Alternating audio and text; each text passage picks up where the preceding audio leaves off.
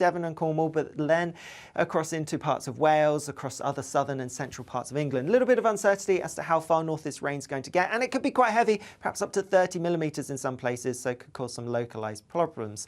In the south, we are going to see temperatures staying quite mild, but a colder start on Sunday morning in the north because of a northerly flow, leading to perhaps to some icy patches where we have some wintry showers. In the south, we are going to see that wet weather clearing away as we go through Sunday morning, so a drier theme into the afternoon, but it is going to be cloudier than today. Further north, some brighter spells mixed in with those wintry showers, but a colder theme because of a northerly wind pushing down, so temperatures for many markedly lower than they are today. As we go through the end of the day on Sunday, most places staying generally dry, but still some showers coming down on that northerly wind. Risk of some wintry ones across parts of Scotland, so again the risk of some ice as we go through Sunday night. And for many it is going to be a colder night, leading into a fairly frosty start on Monday morning. Otherwise, Monday does look generally dry but cold, with temperatures then picking up through the week but more unsettled.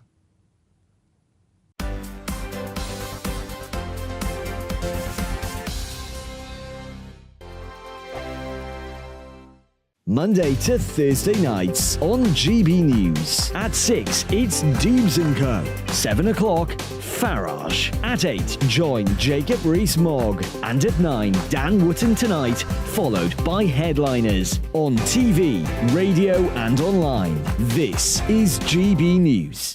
First and foremost, I am a GB News fan, and I was before I was working here. Just love the fact that we're asking the questions that a lot of establishment media won't ask. With a bit of a twist, we not only want to inform you, but we want to keep you entertained. It's worth the drive because you get in and the team's all ready and waiting, they're itching to go, and it's a proper little family. GB News is the People's Channel. It's the audience that makes the programme sing. We're giving our viewers and our listeners a voice. I see the thousands of your letters, tweets, emails, you name it, coming in. Britain is broken. How on earth did we get into this mess? But more importantly, how do we get out of it? The establishment had their chance. Now we're here to represent you. It's time for something different. It's time for GB News. I'm very patriotic. I believe in Britain. Our best days lie ahead. Britain's watching. Britain's watching. Join us here on GB News. The People's Channel. Britain's news channel.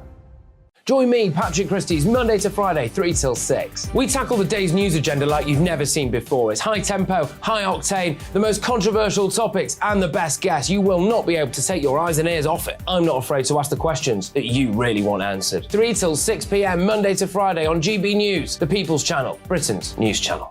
GB News has its own late-night paper preview show, Headliners, where comedians take you through the next day's top news stories. You don't have to bother reading the newspaper, we've got it covered for you. Headliners, every night at 11 p.m, and repeated every morning at 5 a.m. We won't send you to sleep like some of the other paper review shows out there. GB News, the People's Channel, Britain's news channel. Join me, Camilla Tominey, on Sunday mornings from 9:30, taking the politicians to task and breaking out of SW1 to see how their decisions are affecting you across the UK. Bursting the Westminster bubble every Sunday morning, only on GB News, the People's Channel. Britain's watching. I'm Michael Portillo. Join me on GB News on a Sunday morning for topical discussion, debate, arts and culture, and sometimes even ethical dilemmas. I don't always agree with you, Michael. Michael Portillo, Sundays on GB News, the People's Channel, Britain's news channel. I'm Andrew Doyle. Join me at 7 o'clock every Sunday night for Free Speech Nation, the show where I tackle the week's biggest stories in politics and current affairs with the help of my 2 comedian panellists and a variety of special guests. Free Speech Nation, Sunday nights from 7 on GB News, the People's Channel, Britain's news channel.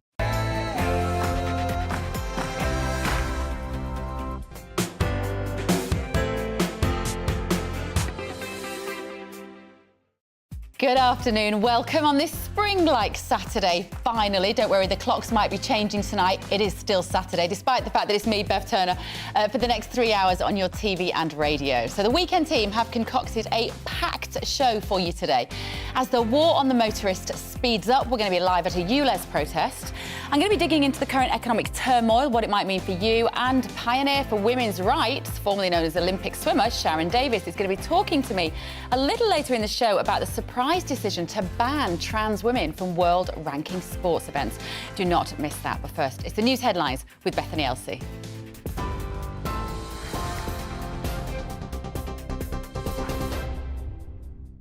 Bev, thank you. Good afternoon. It's 2 minutes past 12. I'm Bethany Elsey with your top stories from the GB Newsroom. The head of the Fire Brigade Union is calling for mass non-cooperation with the government's new anti-strike laws. The minimum service level bill would give ministers the power to force certain union members in key sectors to work on strike days or face losing their jobs. FBU General Secretary Matt Rack says the bill is one of the most draconian attacks on the rights of working people in decades. He's urging the Trades Union Congress to hold an emergency meeting to launch a joint strategy to resist the legislation. To basically force workers to cross picket lines which are being manned by their colleagues. A, I think it is completely unprincipled and unethical, and B, I just don't think it would work. The idea that workers are going to be strong-armed into breaking a strike that they've voted for, I think is just fanciful. So in the end, I think this bill, it certainly is a backward bill, and it's going to inflame the situation and, in my view, make the strife even worse. 2 teenage boys have been charged with the murder of a 16-year-old who was stabbed to death in Northampton.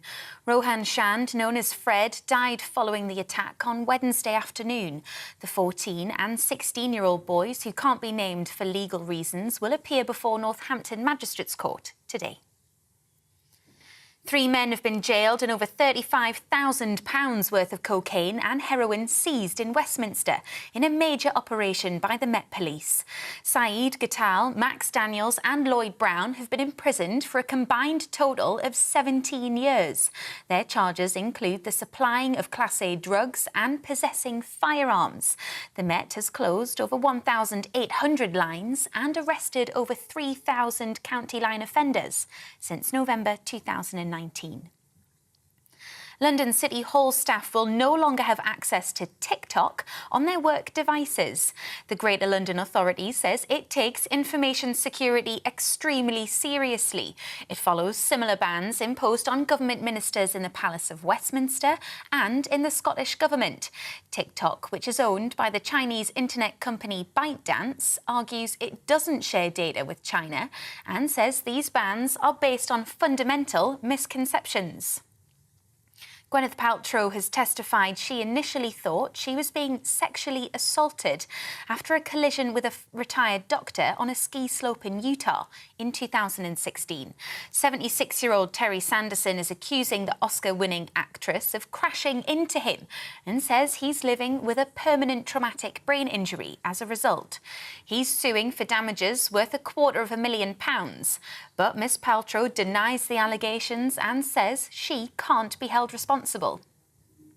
I was skiing and 2 skis came between my skis, forcing my legs apart, and then there was a body pressing against me and there was a very strange grunting noise. So my brain was trying to make sense of what was happening.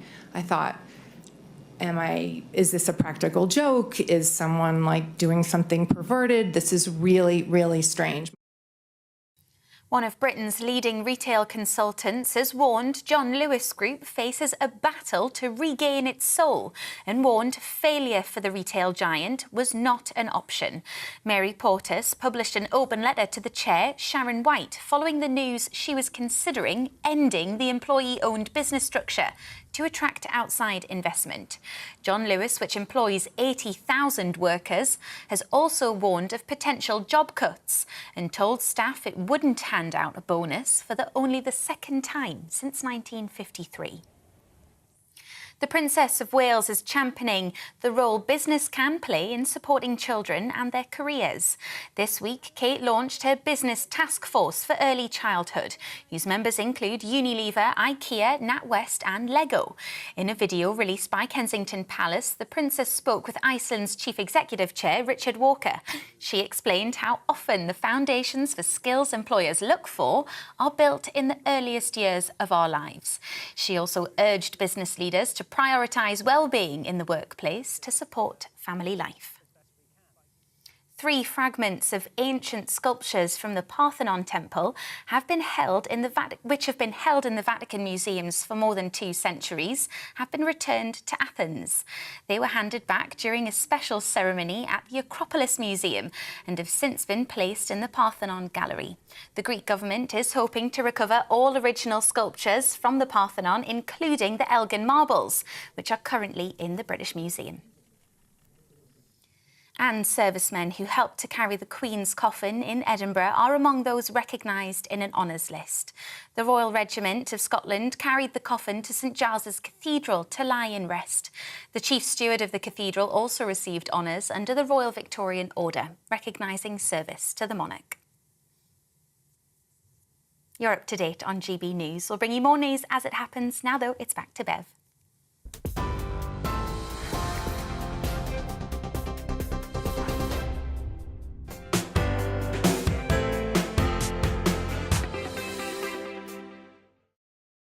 Very good afternoon. Thank you for joining me on GB News. It's Bev Turner. Don't panic. It's not Monday morning. It is definitely Saturday. I'm here holding the fort for the next 3 hours. Now, there's been a huge amount happened in politics this week, of course. And joining me now to discuss everything is Catherine Forster.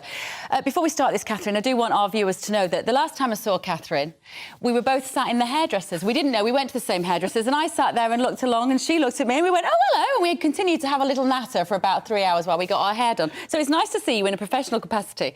Right, it's been a heck of a week in politics. We had the Boris Johnson grilling, the ridiculous satirical combing over whether he had lied about the fact that he had broken lockdown rules, and did he know at the time, and was his lying reckless? This was the word.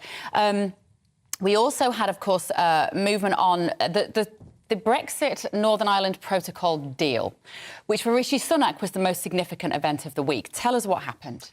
So, Rishi Sunak counts this as a big victory in that it resolves many of the problems with Boris Johnson's protocol, but crucially not all of them. It did sail through Parliament, 515 votes to 29. The rebellion that was much talked about, led by Boris Johnson, Liz Truss, Ian Duncan-Smith, etc., managed to muster a grand total of 22 votes, plus the Democratic Unionist Party. So great for Rishi Sunak. However, it doesn't fundamentally resolve one of the big problems, which is that there is no devolved government in Northern Ireland because the DUP collapsed power sharing a year ago over the protocol. Although they say this is better, they still say it's not good enough to go back. So next month is the 25th anniversary of the Good Friday Agreement. President Biden may be coming over. Everybody would like to be able to say, we've moved on, it's all up and running, but it isn't, and I don't see any prospect of that changing in the immediate future, for sure. So Rishi Sunak is currently very unpopular in Northern Ireland and with the DUP because this hasn't satisfied their needs to have severed greater ties with the EU. But in Westminster, he's clearly incredibly well thought of by the majority of his party because it's almost like they've been prepared to throw Northern Ireland under the bus to support the Prime Minister. Is that a fair assessment? Well, depending on which... This is the trouble with this topic, isn't it? It depends on where you stand. Certainly the influence of the DUP has waned, and the ERG significantly, because, of course, Theresa May lost her majority in 2017. She relied on the DUP. They found £1 billion down the back of the sofa to get them in a confidence and supply agreement, and they were very, very important. Now, when Boris Johnson came along in 2019 with his protocol bill, and he said there'd be no checks, the DUP vehemently opposed that from the very beginning. But frankly, the Conservative Party didn't really care because they didn't need them in the same way. And that really has continued. And the deputy chair of the ERG, Darren Jones, said about Brexit, everybody wants the whole thing to go away. And I think that's part of it, isn't it? We're 7 years on. People are really tired of it. There are obviously still concerns about what it means for Northern Ireland, that it will not be treated the same as the rest of the UK, clearly, but an awful lot of people just want to feel that they can move on. Sort of the fatigue has caught up with everybody on that topic, hasn't it? Rishi Sunak, by all accounts, he's doing pretty well. There seems to be quite a lot of feeling that he is managing to push the Conservative Party into a slightly more positive and more powerful position, quite significantly in the last 6 months, I would say. He very cleverly released his tax returns today on the day that Boris Johnson was being grilled and there was the vote on the Stormont Brexit Windsor framework. Some might say, being slightly cynical, that was a really good day to hide bad news. He didn't come out of it too badly, did he, despite the fact that he earned £5 million in 3 years? A really good day for that not to get as much attention as it would have done on, let's face it, any other day. But he chose a massive news day, Boris Johnson being grilled by the Privileges Committee, the Windsor framework vote. So it didn't get that much attention. But I think what's surprising in a way, we all know that he and his wife are massively wealthy, potentially richer than King Charles, his wife specifically. But I suppose the fact that independent of his wife, he's also very well off. But of course, he came from a background in the city. He made a lot of money before he came into politics. And I mean, it sparked an interesting debate about the fact that his tax rate effectively is about 22%. So much lower than many other people. When you come back on next, I think you're on the next hour, can we talk about the fact that Keir Starmer then released his tax return? We didn't have time to do that. We didn't have time to do it. It's like being in the hairdressers, we ran out of time again. Right, Catherine Forster there. OK, let me know what you think about all of this. gbviews at gbnews.uk is the email address this afternoon. So the head of the Bank of England has said that he is much more hopeful for the UK economy as interest rates were raised to their highest for 14 years. This decision to lift rates to 4.25% from 4% came after the inflation rate rose unexpectedly to some last month. But what does all of this mean for the pennies in your pocket? So joining me now is economist Andrew Lillico. Good afternoon, Andrew. Good afternoon. This rise in interest rates was to some extent a reaction, correct me if I'm wrong, to the Federal Bank in America also raising interest rates. Is that relevant here in the UK? What does that mean for how we move forward in the next year of what's happening globally? Well, the Fed did raise rates, but I don't think that was a key reason why the Bank of England was raising rates. I think that the Bank of England was in a rising cycle for some considerable time. Inflation is a long way above target, still over 10% versus 2% target. It's scheduled to fall quite rapidly, but the bank felt that it was needing to get inflation down, and the real economy variables were looking a bit stronger than they had, so it felt it had the confidence to continue to raise rates despite problems in the banking sector. So I think that that's the right way of thinking about things. We have a stronger than expected real economy, so GDP isn't going to contract as much as the Bank of England had feared it might, and the outlook for unemployment is pretty good. Wages are continuing to rise fairly rapidly, so the bank felt that it needed to raise rates again in order to bear down on inflation. Does that make any sense, though, Andrew, from an economic point of view? And what I mean by that, on my weekly morning show with Liam Halligan, we often discuss this. Inflation is normally a consequence of people feeling quite... they have a lot of disposable income. So they're spending. We have a very busy economy, a very hot economy. And raising the interest rates cools it down a little.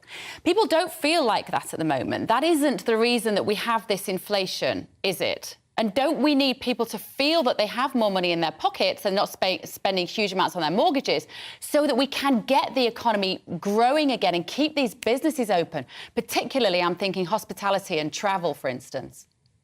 Well, I think it's rather the opposite. It's more that the inflation is high and we need to get the inflation down. And one way in which the bank wants to get the inflation down is by making people feel poorer so that they spend less. It's more that direction. It's not as if we're in a situation in which the inflation is about at the right level. And so therefore we need to worry about keeping the economy going a bit faster. Inflation is way above the target and has been well above target for a long time. A thing that I would say, though, is that I think that the bank didn't actually need to raise rates on this occasion because I think it had already done enough with the things it had done before.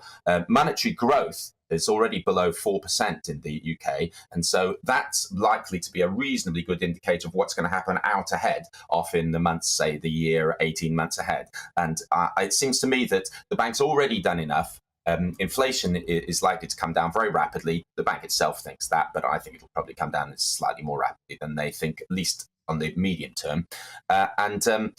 So I think that they probably could have justified a pause for now. I also think that this is probably the last rise for some time. That doesn't mean that interest rates are going to suddenly start to fall rapidly, or that they won't get higher. It might be that that they pause at this level, or one or two minor cuts from this level for a couple of years, and then maybe they'll go up to 6% or something if the economy picks up. The interest rates that we have now, although they might seem very high by the standards of the past decade or so, are actually quite low.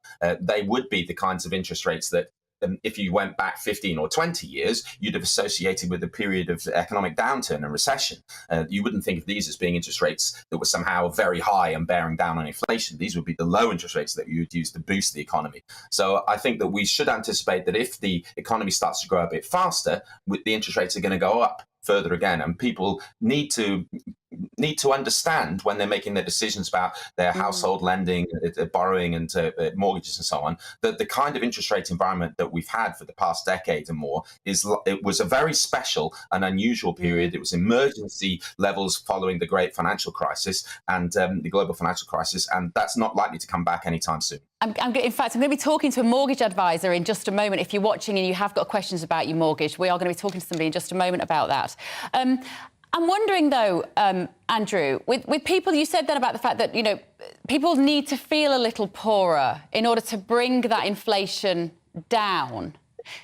It's a very difficult one for the government, isn't it? Because to some extent, with an election in probably 18 months, they need to have an electorate that doesn't feel poor. In fact, we're running a Twitter poll this morning asking our audience if they do feel less well off now than they did a couple of years ago. How did the government manage that? Because there isn't a huge amount of time to make people feel that they have more money in their pockets and thereby win an election. So what exactly are they playing at? Well, that's exactly right. And some of the things the government's tried to do, of course, were to it cancelled some rises in national insurance, and it cut income tax rates at the lower end. So it's been trying to make people feel like it's going in the right direction. The reality, of course, is that with public spending so high, absolutely unprecedented high levels of public spending, for no very obvious reasons, since we're no longer in COVID, the tax rates are actually going to go up. So these kinds of measures which they're engaging in are very cosmetic. If they really wanted to have people more content, governments tend to do a bit better when the economy was growing something like 18 months before an election. So they'll do better if the economy was already doing fairly well for the period a little bit in advance. If you don't manage to get the economy growing until only the few months before an election, then governments often don't do quite so well. So we saw that, for example, in 1979 or in 1997, the government got absolutely pasted despite the economy doing very well. So I think that the Tories' position is very, very difficult on the economy. It is. Andrew, one more quick question. I do have to move on. We saw Silicon Valley Bank go under. We saw Credit Suisse get bailed out. Should people be worried about the money that they have in bank accounts right now? Well, at some level, you should always have a prudent concern about the monies that are in your bank accounts. A bank isn't a completely safe thing by its very nature. So people should always apply a prudent level of concern to the monies in their banks. But it's worth saying that the UK banking sector hasn't had any particular issues so far. So the problems that we've had have been associated with the US banks, and then there are some long-standing issues with Credit Suisse, and then now with Deutsche Bank, which are coming in Europe. On the other hand, though, with interest rates at this level, so households have had to adjust to very low interest rates and have probably made some mistakes over the period, and financial institutions will have done as well. We saw that with the problem with the pension sector last autumn, and it may be that in due course, with higher interest rates, that does mean that some chickens come home to roost in terms of the UK financial sector as well. But for now, at least, there's no evidence of anything going wrong there. OK, good. Good for now. I hope you're right, Andrew. Executive Director and Principal of Europe Economics, Dr. Andrew Lillico. So what does this mean for homeowners or anybody wanting to buy a house? Mortgage advisor and broker Sally Mitchell joins me now. Hello, Sally. Morning. Now, I don't want this to turn into an individual session but I have this problem. I won't be alone. There will be people at the moment who came off their mortgage rates just as the interest rates went up. I am one of those people. What would you advise us to do now? Do we go on to something fixed and then watch the interest rate fall down in the next 5 years? Do we go on to something flexible and then watch the interest rate go up? What do we do? Yeah, it's really difficult to give a blanket response, I'm afraid. It really is as individual as you are. Everybody's situation is slightly different. The best thing to do is get some good independent advice, which is why you use a broker, but I would say that. And look at your individual circumstances. You know, you can fix for 2 years, 3, 5, 7, 10 if you want to. It really depends on your affordability, what you're trying to achieve, what your long-term plans and goals are as well. If you're going to be moving, looking at maybe downsizing or upsizing, then you don't want to be tied into a contract for too long. So it really is individual. What are the best sort of rates that people can get now, Sally? And compare that, if you would, to what you could get, let's say, even as little as 6 months ago. Yeah, it's changed so much. I mean, we now refer to those rates as sort of COVID rates, which is a really nice catch-all for them. We were seeing things at just under 1% not very long ago. It was crazy. And of course, as Andrew was saying, people got used to it. They think that's normal, and it's not. If you look at the history of rates in mortgages, they were unprecedented. Now, we had the mini budget that really fueled the fire, and fixed rate mortgages just went through the roof. Instead of 2.4%, you were looking at over 6%, and that was pretty much overnight. And in fact, even before they went up, thousands of products were taken off the market overnight because lenders had to withdraw, reevaluate, relaunch and reprice. And of course, the prices they came out at afterwards were much, much higher. Since then, things have changed slightly. Sally, I was talking to somebody that works in property this week, and they were saying they're working on predictions that the average house price will go down by about 10% in the next year. Now, we've had in the UK, I think, haven't we worked off the principle that it doubles in price every 10 years? But that was very much a 1990s, 2000 phenomenon. What are your predictions now for the property market, would you say, in the next couple of years? Well, we are expecting it to drop by about 10% overall. There will still be hotspots which, are not affected. And of course, to make that average of 10%, there will be areas of the country where it's slower, it's worse.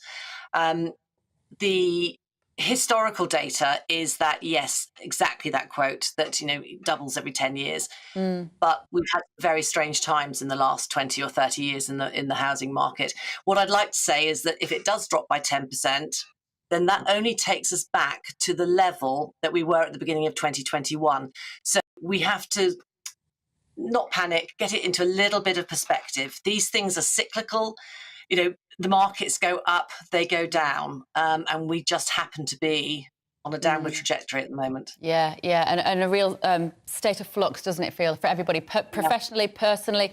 On a micro level, all of our own bank accounts, there's a lot of uncertainty in what we can invest in, etc. And on a macro level, well, as we've heard today, still a lot of uncertainty. But thank you so much, mortgage broker there, Sally Mitchell.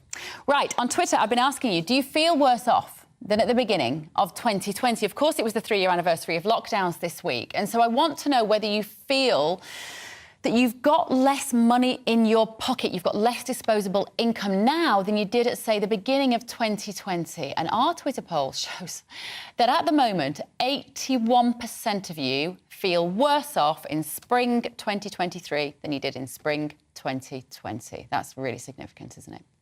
OK, keep your votes coming on that Twitter poll and email me as well, gbviews@gbnews.uk. You are watching and listening to GB News Saturday with me, Bev Turner. Lots more to come on today's show. Founded in 1123, London's oldest hospital celebrates its 900th birthday. Our reporter, Lisa Hartle, has been there to find out more about this historic monument to healthcare. First of all, though, here's your very important and hopefully a little bit nicer weather.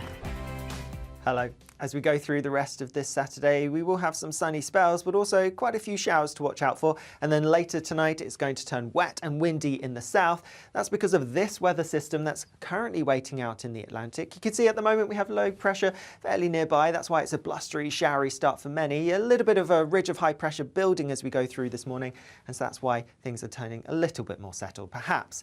As we take a closer look through Saturday afternoon, some showery rain across parts of southwest Scotland, lining down towards the southeast of England, and there will also be some showery outbreaks elsewhere too. You can see some showers pushing in across northern parts of Scotland and a few towards the south, though here that's where the sunshine is going to be greatest. Temperatures in the south with the sunshine not doing too badly, a little bit above average for the time of year with highs of 14 or 15 Celsius. Later on we are going to see then this wet and windy weather I mentioned earlier pushing initially across parts of Devon and Cornwall, but then across into parts of Wales, across other southern and central parts of England. A little bit of uncertainty as to how far north this rain's going to get, and it could be quite heavy, perhaps up to 30 millimetres in some places, so it could cause some localised problems. In the south we are going to see temperatures staying quite mild, but a colder start on Sunday morning in the north because of a northerly flow, leading to perhaps to some icy patches where we have some wintry showers. In the south, we are going to see that wet weather clearing away as we go through Sunday morning, so a drier theme into the afternoon, but it is going to be cloudier than today. Further north, some brighter spells mixed in with those wintry showers, but a colder theme because of a northerly wind pushing down, so temperatures for many markedly lower than they are today. As we go through the end of the day on Sunday, most places staying generally dry, but still some showers coming down on that northerly wind. Risk of some wintry ones across parts of Scotland. So again, the risk of some ice as we go through Sunday night. And for many, it is going to be a colder night, leading into a fairly frosty start on Monday morning. Otherwise, Monday does look generally dry but cold, with temperatures then picking up through the week, but more unsettled.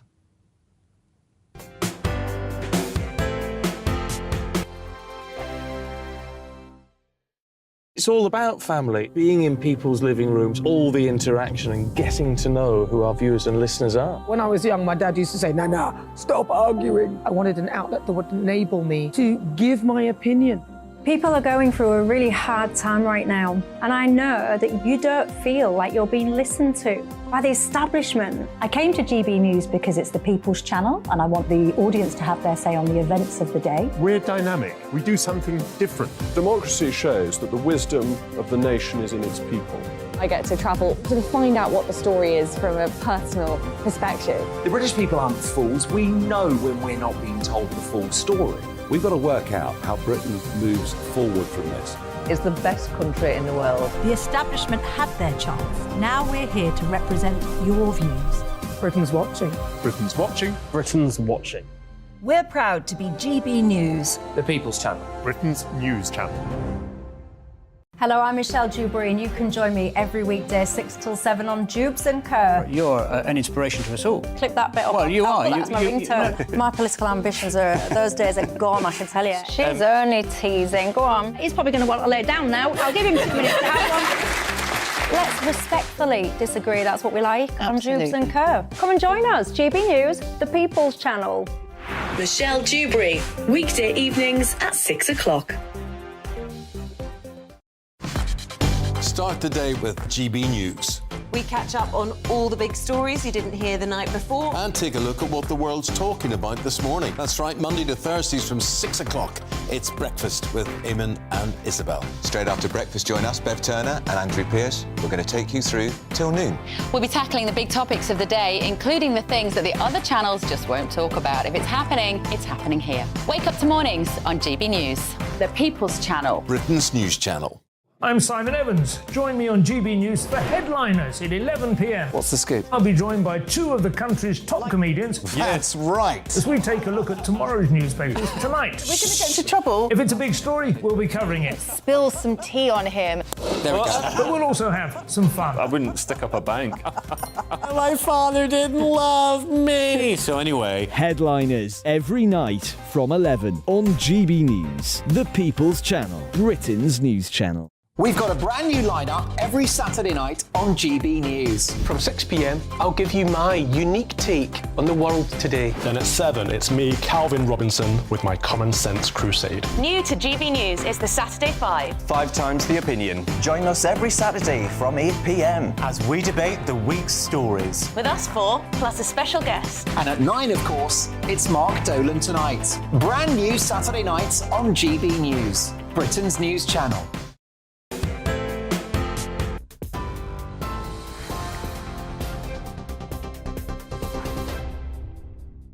Hello there, welcome back to GB News. Good afternoon, it's 12:31. I'm Bethany Elsey in the GB Newsroom.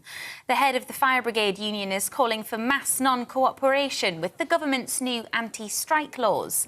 The minimum service level bill would give ministers the power to force union members in key sectors to work on strike days or face losing their jobs. FBU General Secretary Matt Rack says the bill is one of the most draconian attacks on the rights of working people in decades. 3 men have been jailed and over £35,000 worth of cocaine and heroin seized in a major operation by the Met Police in Westminster. Saeed Ghatal, Max Daniels and Lloyd Brown have been imprisoned for a combined total of 17 years. Their charges include the supplying of Class A drugs and possessing firearms. The Met has arrested over 3,000 county line offenders since November 2019. One of Britain's leading retail consultants has warned John Lewis Group faces a battle to regain its soul. Mary Portas has published an open letter to Chair Sharon White following the news she was considering ending the employee-owned business structure to attract outside investment. John Lewis, which employs 80,000 workers, has also warned of potential job cuts and said it won't give staff a bonus for only the second time since 1953. Gwyneth Paltrow has testified she initially thought she was being sexually assaulted after a collision with a retired doctor on a ski slope in Utah back in 2016. 76-year-old Terry Sanderson is accusing the Oscar-winning actress of crashing into him and says he's living with a permanent traumatic brain injury as a result. He's suing for damages worth £250,000, but Miss Paltrow denies the allegations and says she can't be held responsible. You're up to date on TV, online and DAB+ radio. This is GB News. Now it's back to Bev.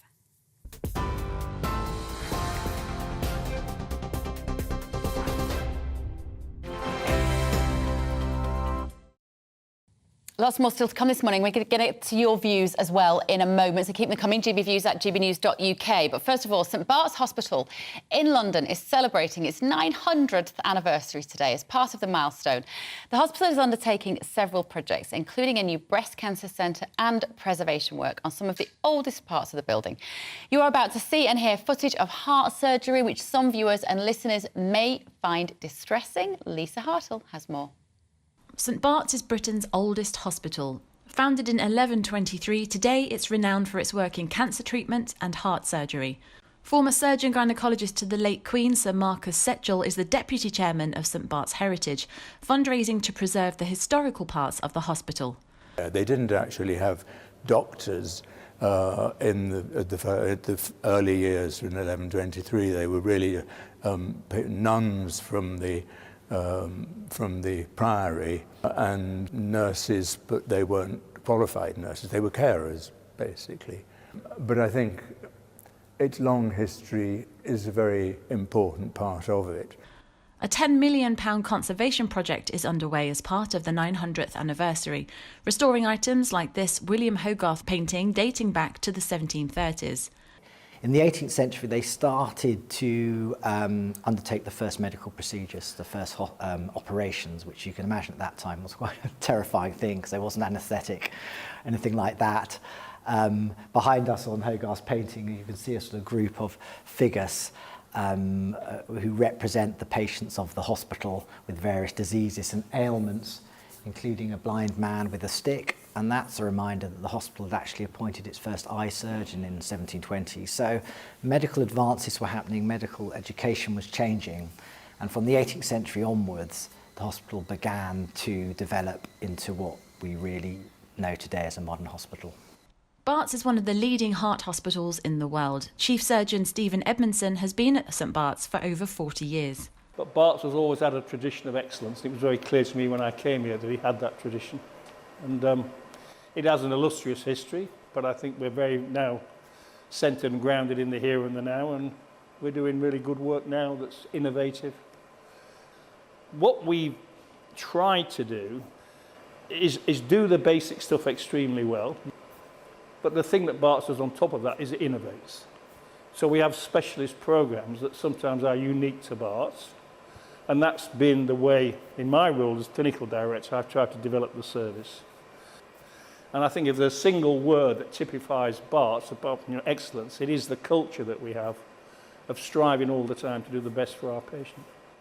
A breast cancer treatment centre is also being built as part of the 900th anniversary campaign. We will have surgery from the breast surgeons to the plastic surgeons all on one site so that more challenging breast surgery can be done. For example, doing reconstructions immediately for patients to have choice about what reconstruction they have at the time. With the preservation and innovation at St Bart's, staff hope the iconic hospital will continue to serve generations to come. Lisa Hottle, GB News, London. Amazing. It's nice to see something we can be proud of, isn't it? Now, you've been getting in touch with your thoughts about our current economic situation.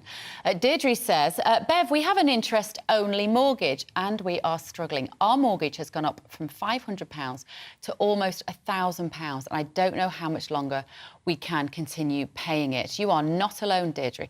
Mine has just quadrupled my mortgage. And that, in a way, I wanted to talk to Sally Mitchell and get some individual advice. But she's right. Seek out a mortgage broker, I think, would be the suggestion, and get some individual advice tailored to your individual needs. But you are not alone. Will says, I knew what was coming after the furlough cheques were being handed out. So when everyone was eating out to help out, I saved waiting for the current storm. You know, Will, there's a few people who are doing that, particularly some of the younger people I was chatting to in the office today who managed to save deposits to get on the property ladder during lockdowns. If you made some canny financial decisions, or you were able to, some people have managed to save a little nest egg. Anthea has said, money-wise, I am substantially worse off, all thanks to inflation, precipitated by the ridiculous printing of astronomical amounts of money during COVID. At least I can leave my house when I want again. You're right, Anthea. And Greg says, the interest rates we have now are due to the government's reaction to the pandemic. The government caused the higher inflation, not the consumers. And now we are trying to catch up with wage increases, etc. The public haven't caused the inflation, but we get the blame. You're very sensible at this time on a Saturday afternoon, aren't you? Keep your views coming in. Do subscribe also to our YouTube channel. We are at GB News. Now, you are watching and listening to GB News Saturday with Bev Turner. Plenty more still to come this afternoon, including Rishi Sunak's Brexit deal for Northern Ireland. The Windsor framework has been formally signed off. We're going to be discussing that. But first of all, let's take a quick break. See you in 2.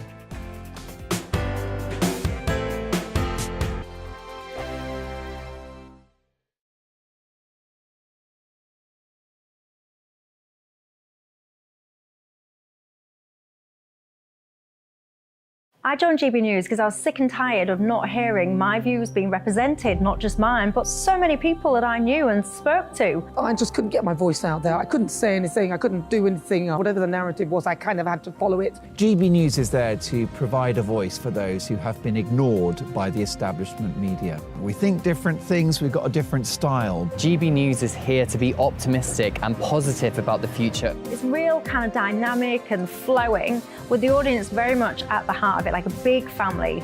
Here at GB News, we talk about the things that matter to you. Hearing the voices from right across our towns and cities, especially our towns. All sides of the argument represented with a heavy dose of opinion. We're on a mission here to make a difference. And the GB News family really is here for you, and whatever time of day you can watch or listen. Britain's watching. Britain's watching.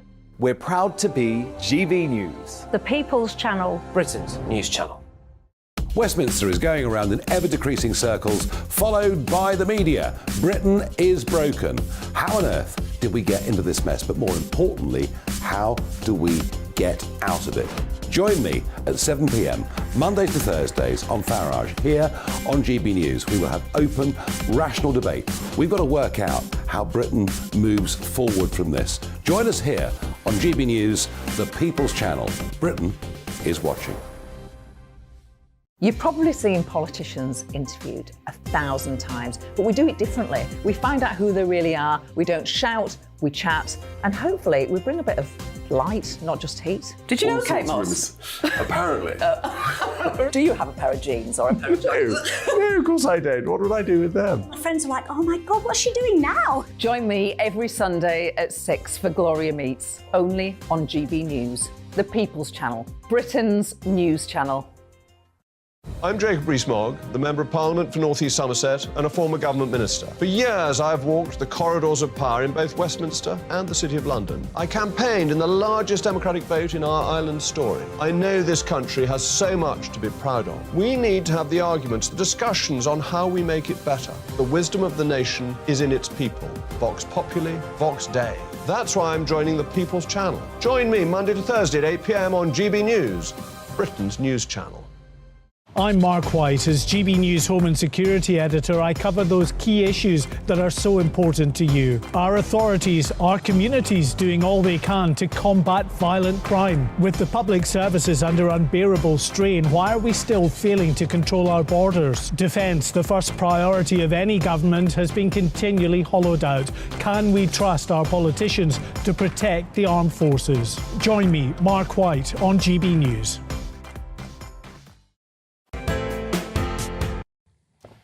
Welcome back. You're watching and listening to GB News Saturday with me, Bev Turner.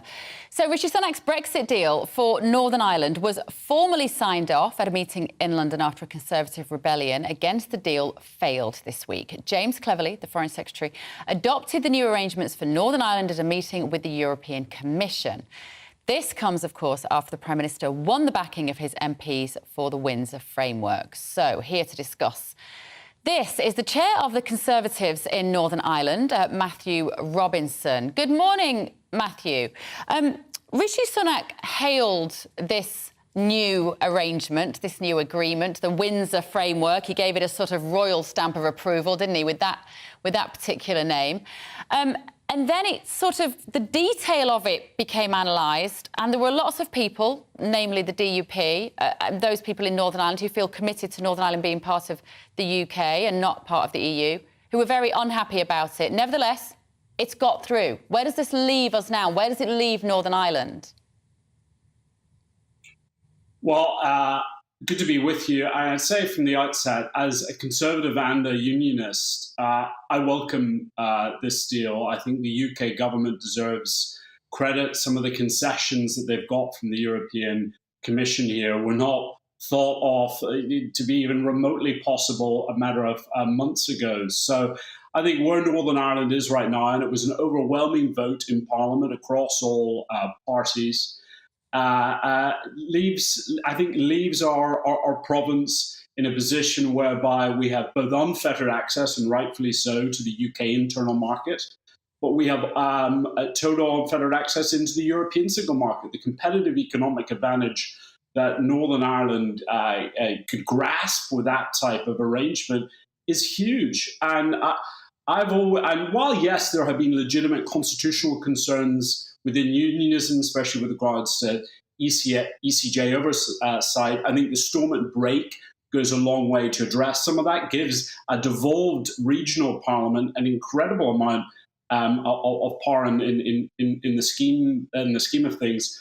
But in my view, if we're to safeguard Northern Ireland's position constitutionally in the United Kingdom for the next generation, the generation after that, we've got to ensure Northern Ireland's a thriving and a dynamic place that people want to stay and build a career and raise a family. And what I worry about is if we continue in this perpetual cycle of division. It was only a few years ago where Sinn Féin collapsed the Assembly, now the DUP have collapsed the Assembly. it comes at a cost, and the cost of that is the future viability of governance in Northern Ireland. So I would encourage our partners and our friends in the Democratic Unionist Party to look again at this deal and get behind it. Obviously, people in the DUP and others would say that you've just written off 200 years of history has now turned into a sort of nostalgia for which there is no place in the modern world. How would you respond to that? Well, I think Northern Ireland, being on a separate island, has always been a little different within the UK framework. Just if you look at animal standards and things like that, Brexit was always going to pose issues with the Good Friday Agreement with regards to ensuring an open border on the island of Ireland. What the protocol attempted to do and failed to an extent, but I think what the Windsor framework now ensures is that north-south border remains open, as it should, but east-west, this border that existed in the Irish Sea is effectively removed. I mean, the Green Lane ensuring that goods coming from GB into Northern Ireland are not subject to any checks is a great win for the UK government. It shouldn't have had to take this long. People were long calling for the European Commission to come to that conclusion, and certainly myself and others always advocated for these technical solutions. But Northern Ireland's place constitutionally is safeguarded. The only people that can change that are the people of Northern Ireland by virtue of a democratic referendum. Northern Ireland remains an integral and constitutional part of the United Kingdom. All it has now, in my view, is unfettered access into two incredible markets. This can only, in my view, and the business community, by the way, be understood as a win-win for our province. And unionism needs to wake up to that. And I repeat what I said before, if we continue in this cycle of division, of collapsed government, it is going to turn off younger, more moderate-minded voters to unionism in Northern Ireland and potentially push them into the nationalist camp. We're already seeing a drift to the neutral alliance party in Northern Ireland away from unionism. More division, I think, only helps their cause politically. I want to see unionism capitalize on this, and I think it can do that by getting behind the deal and encouraging direct inward investment into Northern Ireland with this type of access both into the UK market and the European single market. But of course, they would say that the Stormont break might look quite nice on paper. It's one of these political sort of tinkering, which feels like it sort of gives with one hand and it takes with the other. It's giving the illusion of power to Northern Ireland, whereas actually they still have to go cap in hand to the EU. And then the steps that will need to be taken through to get ultimately what they want, they're still beholden to Brussels. I think the Stormont, by the way, the Stormont break exists in some form with other EU relationships with third-party countries. The difference here for Northern Ireland is the amount of power it gives a devolved regional parliament beyond the traditional national parliaments. I think it puts Stormont into an incredibly powerful position. I mean, I would say right now there's not a lot of divergence in rules between the UK and the EU. So, I mean, some of these issues aren't hugely problematic right now. No, we can't quite predict the future. Divergence is inevitable to an extent, but it will be up to parties in Northern Ireland to make a determination of that going forward. But I certainly think where we are right now, it's a good place. There's been EU concession after EU concession, especially as it relates to some tax issues, state aid. And I think the Green Lane will ensure an ease of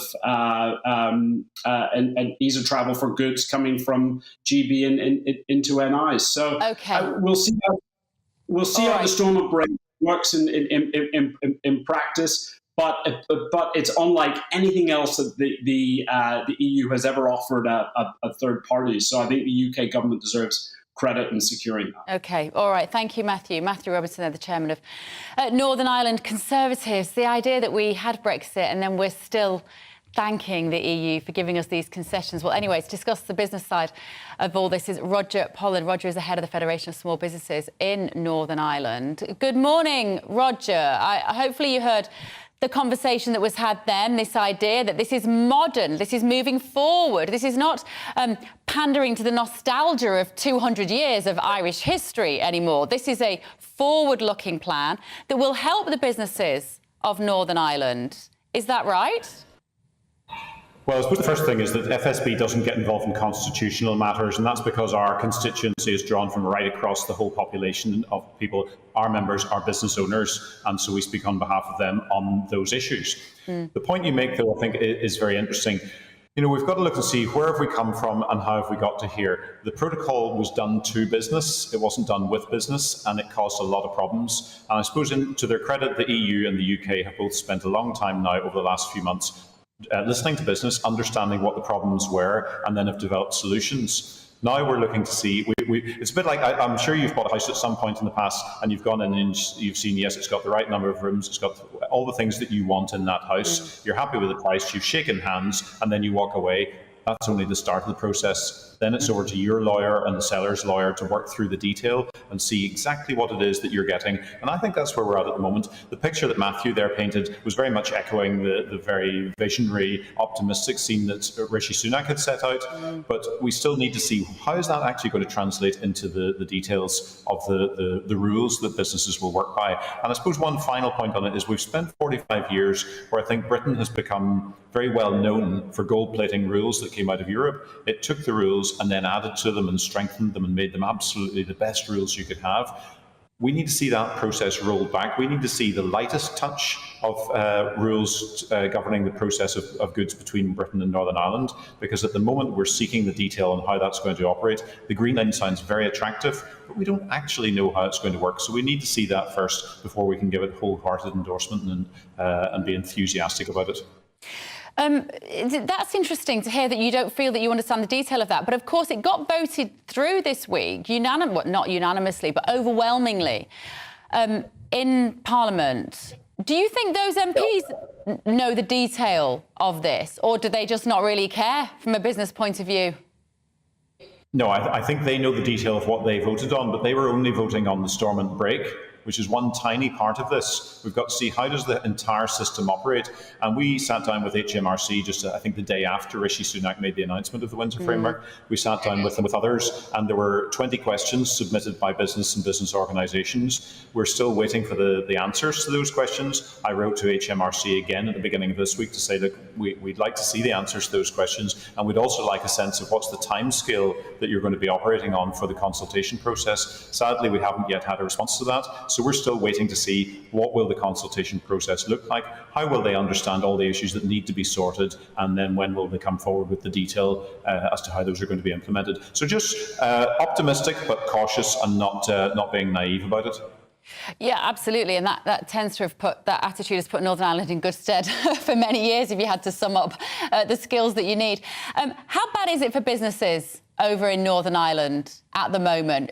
Just like the mainland, I imagine you're dealing with huge utility bills, increase in capital gains, corporation tax incoming, high taxation burden, labour shortage, same sorts of problems that we're experiencing here. It's very much the same sort of problems. I think that those are all, if you like, UK-wide issues that you're touching on there. There's not a devolved aspect to most of those. But I would say that there is also a huge degree of positivity, despite that catalogue of problems and challenges that you outlined there. I was in Washington last week, and I was meeting there with Senator Joe Kennedy, who's going to be coming across here as the US economic envoy. And he tells me that he has a pipeline of businesses wanting to come and invest in Northern Ireland as soon as he gets up and running in the role. Similarly, we have a lot of businesses here within the Federation of Small Businesses who are actively looking at the US as their #1 export market. So we're going to see a lot of two-way trade kicking off in the next few weeks and months from here. So I think business is in a cautious but confident place at the moment. And I think we just need to try and remove all of the uncertainty that doesn't need to be there. And that's where I think calling for the detail around the implementation of the Windsor framework is central to that. OK, all right. Thank you, Roger Best of luck with it. Roger Pollen, the head of the Federation of Small Businesses in Northern Ireland. You are watching and listening to GB News Saturday with me, Bev Turner. Lots more coming up on the show this afternoon, including the story that rocked us all this week, Baroness Casey's report into the Met Police failings. And I want to know if you're still trusting the police force. There was a huge amount of fuss, wasn't there, about the fact that it's racist, homophobic, misogynistic. Does that matter to you as long as they catch the baddies? First of all, let's take a look at the weather with Alex Burkill. Hello. As we go through the rest of this Saturday, we will have some sunny spells, but also quite a few showers to watch out for. And then later tonight, it's going to turn wet and windy in the south. That's because of this weather system that's currently waiting out in the Atlantic. You can see at the moment we have low pressure fairly nearby. That's why it's a blustery, showery start for many. A little bit of a ridge of high pressure building as we go through this morning. And so that's why things are turning a little bit more settled, perhaps. As we take a closer look through Saturday afternoon, some showery rain across parts of southwest Scotland, lining down towards the southeast of England, and there will also be some showery outbreaks elsewhere too. You can see some showers pushing in across northern parts of Scotland and a few towards the south, though here that's where the sunshine is going to be greatest. Temperatures in the south with the sunshine not doing too badly, a little bit above average for the time of year with highs of 14 or 15 Celsius. Later on we are going to see then this wet and windy weather I mentioned earlier pushing initially across parts of Devon and Cornwall, but then across into parts of Wales, across other southern and central parts of England. A little bit of uncertainty as to how far north this rain's going to get, and it could be quite heavy, perhaps up to 30 millimetres in some places, so it could cause some localised problems. In the south we are going to see temperatures staying quite mild, but a colder start on Sunday morning in the north because of a northerly flow leading to perhaps to some icy patches where we have some wintry showers. In the south, we are going to see that wet weather clearing away as we go through Sunday morning, so a drier theme into the afternoon, but it is going to be cloudier than today. Further north, some brighter spells mixed in with those wintry showers, but a colder theme because of a northerly wind pushing down, so temperatures for many markedly lower than they are today. As we go through the end of the day on Sunday, most places staying generally dry, but still some showers coming down on that northerly wind. Risk of some wintry ones across parts of Scotland. So again, the risk of some ice as we go through Sunday night. And for many, it is going to be a colder night, leading into a fairly frosty start on Monday morning. Otherwise, Monday does look generally dry but cold, with temperatures then picking up through the week, but more unsettled.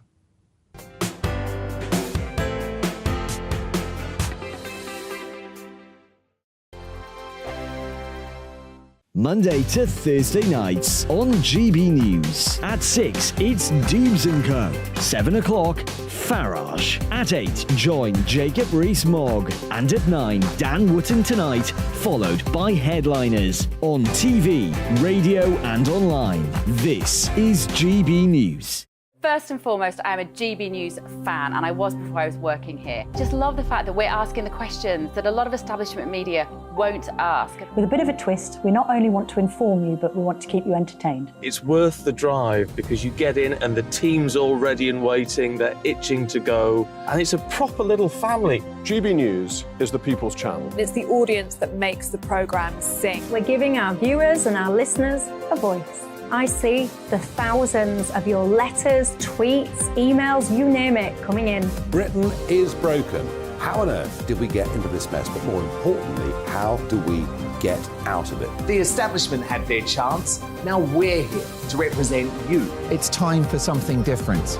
It's time for GB News. I'm very patriotic. I believe in Britain. Our best days lie ahead. Britain's watching. Britain's watching. Join us here on GB News. The People's Channel. Britain's news channel. Join me, Patrick Christie's Monday to Friday, 3 till 6. We tackle the day's news agenda like you've never seen before. It's high tempo, high octane, the most controversial topics, and the best guests. You will not be able to take your eyes and ears off it. I'm not afraid to ask the questions that you really want answered. 3 till 6 p.m, Monday to Friday on GB News, the People's Channel, Britain's news channel. GB News has its own late-night paper preview show, Headliners, where comedians take you through the next day's top news stories. You don't have to bother reading the newspaper, we've got it covered for you. Headliners, every night at 11 p.m, and repeated every morning at 5 a.m. We won't send you to sleep like some of the other paper review shows out there. GB News, the People's Channel, Britain's news channel.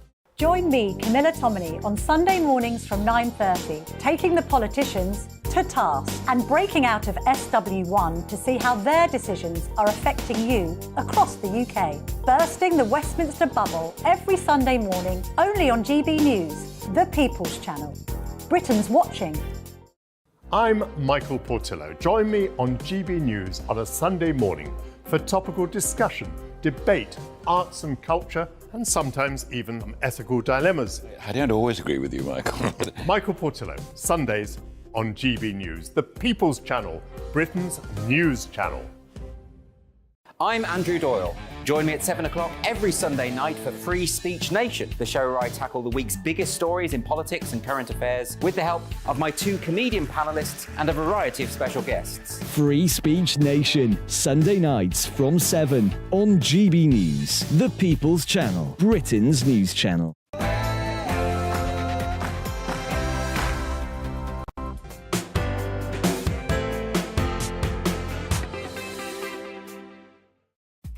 Hello, good afternoon. Thanks for joining me on this Saturday. It's sunny outside, I think. There's no windows in here, but I can see a little glimpse of sunshine. It's me, Bev Turner. You haven't overslept Monday morning. I'm keeping you company for the next 2 hours. We've got plenty still to come. We're going to be looking at that Baroness Casey report into the Met Police from earlier in the week. That made the headlines, didn't it? Racist, misogynistic and homophobic were just some of the conclusions that Dame Casey came to about the Met Police. But do you care about those issues as long as they're solving crimes? Get in touch at gbviews at gbnews.uk. But first, it's the news headlines with Bethany Elsey.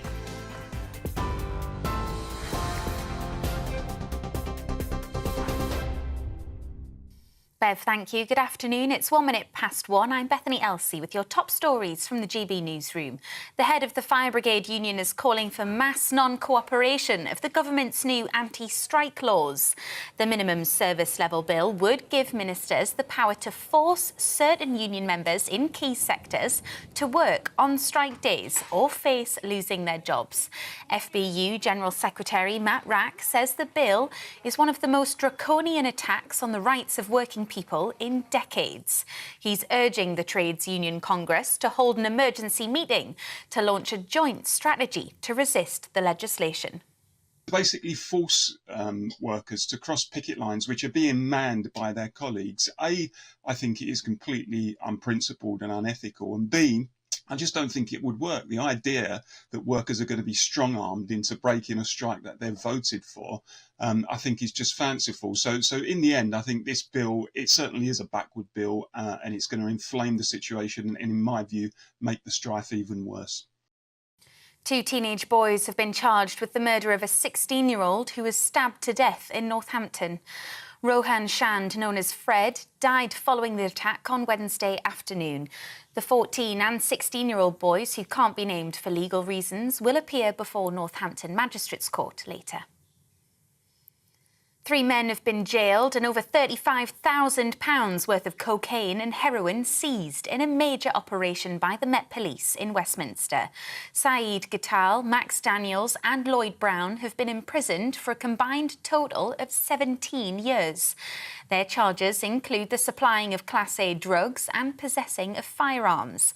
The Met has arrested over 3,000 county line offenders since November 2015. London City Hall staff will no longer have access to TikTok on their work devices. The Greater London Authority says it takes information security extremely seriously. It follows similar bans imposed on government ministers in Westminster and in the Scottish Government.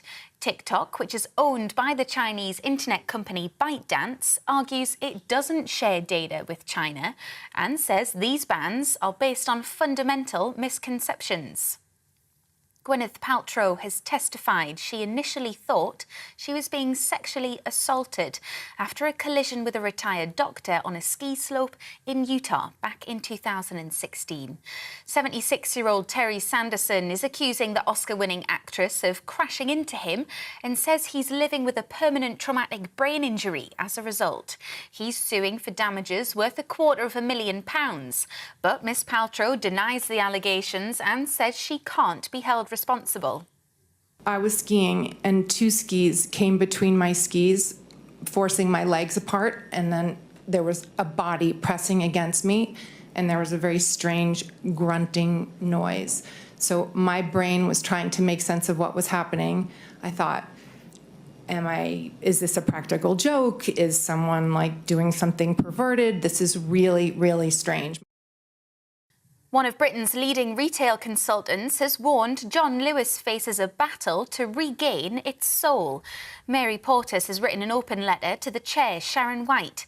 It follows the news she's considering ending the employee-owned business structure to attract outside investment.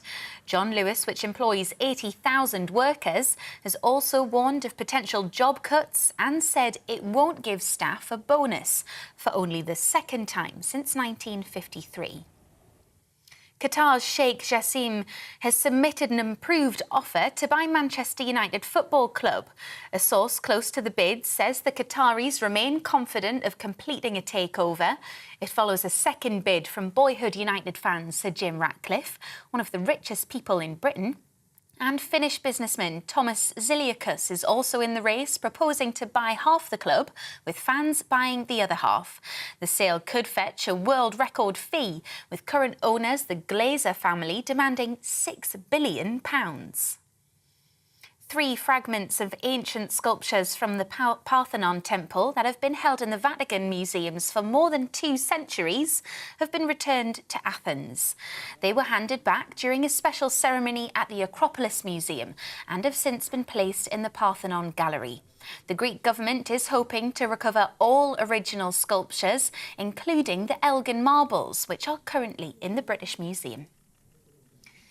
And servicemen who helped to carry the Queen's coffin in Edinburgh are among those recognised in an honours list. The Royal Regiment of Scotland carried the coffin to St Giles's Cathedral to lie in rest. The Chief Steward of the cathedral also received honours under the Royal Victorian Order, recognising service to the monarch. This is GB News. We'll bring you more news as it happens now, though. It's back to Bev.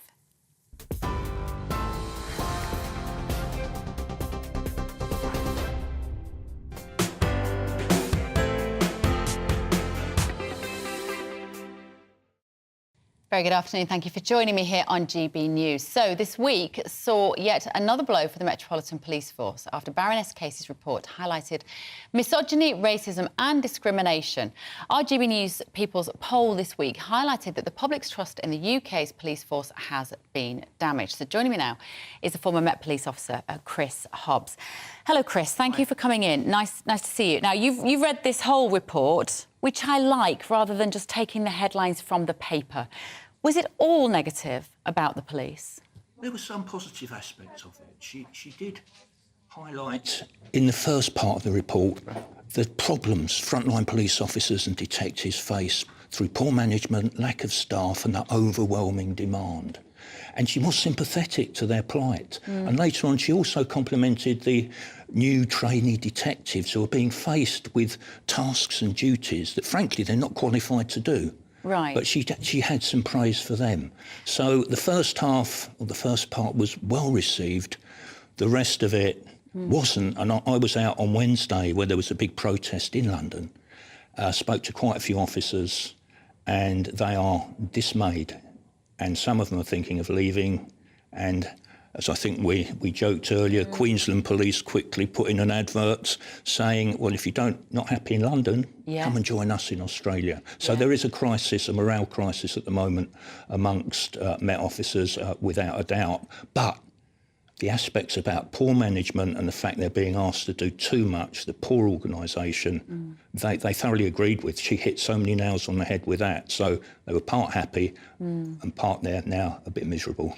Well, in a way, to some extent, I guess, that's the media's fault, isn't it? The fact that all of these newspapers didn't pick up on the positive things that she said about the police. We picked up on the negative headlines. And this idea of identity politics and how important that is, that you don't discriminate against people. And that is important, of course it is. But do you think the public are less inclined to be preoccupied by whether a police officer treats women differently or gay people or black people differently to, say, a straight white male that he might be, than whether they actually solve the crime, get their stuff back, take the perpetrator of a crime to court? I think it's a combination of both. And I certainly think this report has done a lot of damage because it is so negative and the headlines have been so negative. Now, I think perhaps as a sense of balance, and what they didn't do, the media, over the last 10 years, which I think most of the incidents that the Baroness is referring to happened over 10 years. You had in that time 60,000 police officers and staff, male police officers and staff who served in the Met. That's the equivalent of the Emirates Stadium. So imagine that full. Now imagine that you beam up the hundreds, even if it is hundreds, and it may well be, of bad officers who we don't want, and we don't want them. You are still left with a stadium that's full. You won't notice the gaps on the terraces. And I think that has been overlooked. Yes, there are pockets of people we do not want. But there's an awful lot of people doing a fantastic job. And one other thing, one thing the Baroness, and I don't know, the mythology isn't there in the report. I don't know how many female officers she spoke to. But if she spoke to the ones who've retired in the last 10 years, the ones who are serving, the key question to me, and some of them will have had a bad time, do you regard the overwhelming majority of your male colleagues as professional and trustworthy? Now, that surely is a question that should have been put. That, Chris, is the problem with this word institutional, isn't it? This institutional racism. Subsequent Met Police Commissioners have rejected that word and then subsequently have sort of reluctantly accepted it. What do you make of that word, institutional? Because it almost sounds like it's sanctioned by the leadership within police departments. I've flown the white flag, to be quite honest, in trying to work out exactly what it means. I think initially when it came out with Macpherson, it gave the impression, and still does, that institutional means just about everyone is. So just about everyone in the organisation is racist. So that was, the Macpherson report came after the death of Stephen Lawrence, and the police commissioner was Paul Condon at that particular time, wasn't it, I think? That's right, it was, and I'm not convinced he did a particularly good job of defending the Met. But certainly that was the feeling that everyone is. Now, Macpherson actually said it doesn't mean that all police officers are racist, or even the majority of them are racist. What he's saying is that there are problems within the organisation, and there are.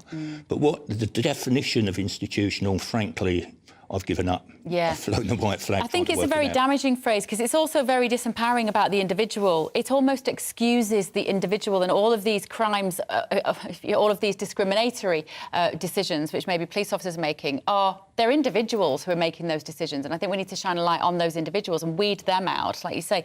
Anything that was missing from this report, Chris, that surprised you? Yeah, there was no reference to Operation Trident.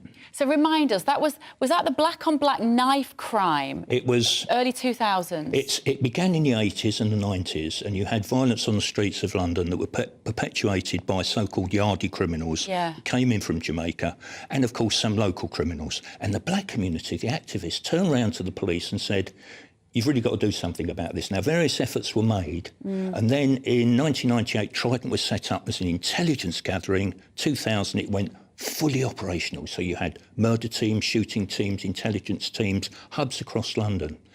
And what they did... It was successful, wasn't it? It was brilliant. And you had some of the activists today, who we all know, I won't say love, but we all know, who hammer the police. At that time, were full of praise. As the years went by, Trident won the trust of the black community. There was a Trident logo.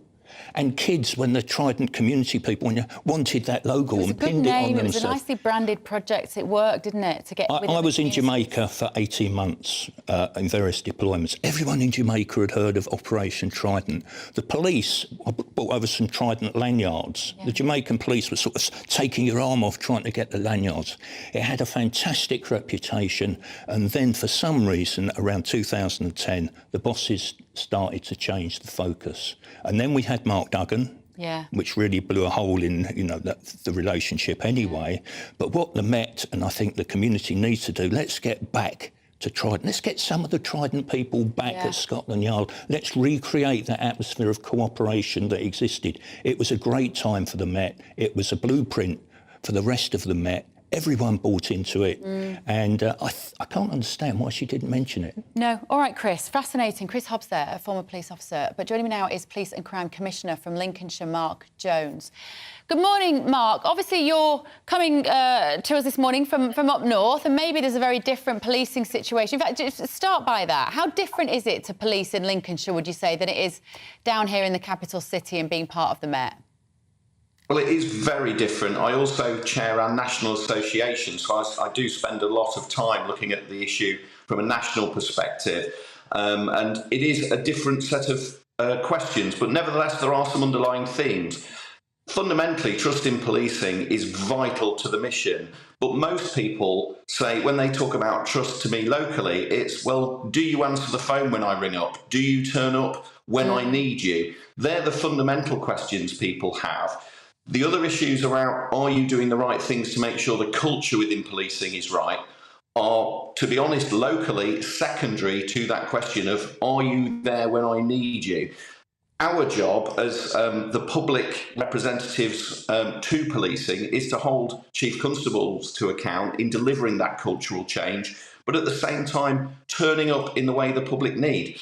I think trust will be built only by responding to public need for service. And, you know, we've got a lot of cultural change that's needed, but that's fundamental to the mission, is making sure that jobs are turned up to. And I think that's where we need to not lose focus. All of this in the Casey report is vital, but so is actually answering the phone, turning up and doing a good job. Mark, I would also argue what's also vital, I mean, call me old-fashioned, I like a police station. I like to see police officers. I think particularly some of the elderly in our communities who are the victims of crime, they don't necessarily want to talk to a chatbot or email somebody if they've got concerns. They want to walk to the high street and they want to go and see a police officer. Should we not get back to that? I think when I speak to people and say, what do you want from policing? The honest answer is, I want to not need policing. I want to feel safe, be safe, and prevention of crime is fundamentally the #1 principle that the public want. Nobody wants to be a victim of crime and have to report it anyhow. And you're right that for some people, face-to-face contact is really, really important, and policing shouldn't lose sight of that. For others, being able to contact the police through online messaging apps, sending photographs of information that way is also really important. We've got to be able to invest in all of those, but it's certainly not about closing frontline police stations and that kind of thing. And we saw in the Casey report that that's been a significant problem in London. We've seen a lot of frontline desks close, and all of those things erode trust and confidence in policing. Yeah. I think a lot of people now, Mark, if you're the victim of a crime, you get your car broken into, someone nicks your handbag, they're not even bothering to report it. I mean, there was a sense, I think it was in the case report, how low the rape conviction rate is. It's practically rendered legal, one might say, in this country, because the chances of getting somebody to court with a rape allegation are so tiny. Is that what she means when she talks about misogyny? Is that one example of how women, who are predominantly the victims of rape, not entirely, but predominantly, it's women who are being neglected by that culture? Well, there's no question that women and girls in particular have been let down in a number of different crime areas. It's not exclusively women, but there is a large percentage of women that are affected by certain kinds of crimes. And policing and the criminal justice system must do better. It's of no consequence if the police do a really good job and then it doesn't get to court because of the CPS not putting the case to court, or if the actual court process takes so long that it's more traumatic to go through with it than to get on with your life outside of the criminal justice system. So the whole system has to do better. And that's certainly something that we're working directly with ministers to do, to say, how can the system as a whole be more responsive to the needs of individuals? It's not just about sexual assaults, but that is a really important area that we want policing to do much, much better at. But I can't emphasise enough that not being a victim of those crimes is the best way of dealing with this. We need to get back to policing where prevention of crime is our #1 priority, not just having a response model where we're trying to turn up and chase around after the event. That's what policing really wants to get back to. So how do you do that, though, Chris? Because presumably that's about education, that's about poverty, that's about cultural gangs difference. I mean, how do you go about preventing people falling into a life of crime in the first place? Well, it's all of those. It's also about putting effort into reducing reoffending. We know that, there are prolific offenders that are going in and out of prison, or they're going through probation and then instantly committing more crimes. We've got to get better at getting those people off that conveyor belt. If we can prevent reoffending happening, we will reduce the number of victims significantly. And that policing can't do that on its own. But when we talk about trust in policing, often what people are saying is about their loss of confidence in the criminal justice system, but they're expressing that through the lens of policing. So some of this is directly down to policing to put their house in order, but actually it is beholden on people like me, people like ministers, to work better and smarter to get the system working more effectively, to make sure that people like my daughter, my mother, feel safe in the street and know that if they do need help, it will be there as quickly as possible. OK, Mark, thank you so much. Police and Crime Commissioner for Lincolnshire, Mark Jones there. Well, joining me now is the chair of the Haringey Independent Stop and Search Monitoring Group, Ken. Oh, Ken, it's been a big week this week for the Met Police and the reverberations. We've just spoken to our friend up north there. How do the police fix this? What are they getting wrong, in your opinion? I think what the police seem to be getting wrong is the extent of the actual issues that they face. This how endemic it is in all aspects of policing. Now, it's unfortunate that when you've got the leadership who still fail to acknowledge just how serious and what a crisis that the Met Police are facing around confidence and trust in the police. He's denying institutionalised racism, like if it's some political ball that's being played, when in my community that we've been complaining about being over-policed in the black community for the last 40 years, and the fallout from that is that a number of our people have been killed by the hands of the police, and also many of us in our community don't turn to the police when they've become a victim of crime. Now, as I said, he needs to, first of all, acknowledge the extent and the harm that it has done to the black community. We've had the Scarman report, we had the Macpherson report in the 1990s, who all allude to around institutionalised racism. We feel the backlash of that, and I'm thinking it starts with acknowledging the harm that over-policing has done to particular communities. Baroness Casey used this phrase about eye-watering force being used by the police. Isn't there a case that sometimes you might need to use eye-watering force? If you've got a proper villain who's trying to escape with a knife in his pocket, I'm all right with eye-watering force. So am I. I'm all for it, and I will support the police when we have that sight of criminal coming to us. Yeah. But when we look at stop and search, for example, 9 out of 10 stop and search lead to no further action. But it can lead to the person on the receiving end being what we call stopped and scarred. That's either emotional or physical. Now, take it for example, if you look at the system, you'll find that if you're a black young man, you can be more likely to be dealt with harsher at every level. That means even on a normal interaction, on a stop and search, you're going to be, your use of force will be more likely to be targeted to that person. So, and even though they haven't committed any offence. So when you mention, you see a man wielding a knife or gun or anything that nature, they've got the apparatus to deal with that. Tasers, they've got sprays, they've got force, they've got batons. But when they generally use it on innocent bystanders, and adultification means that particularly young men who are under the age of 18, that's not very good introduction or very good interaction to have from where I'm sitting. If there's an area particularly, is Haringey, that's where you work, is that predominantly or disproportionately represented by the black community as compared to other areas in the country? I wouldn't say disproportionately. Like compared to other rural regions, or there's going to be a higher density of black people in that area. There is a substantial density of black people in that area. Yeah. But what we're trying to say is quite clearly that you've got to police by consent.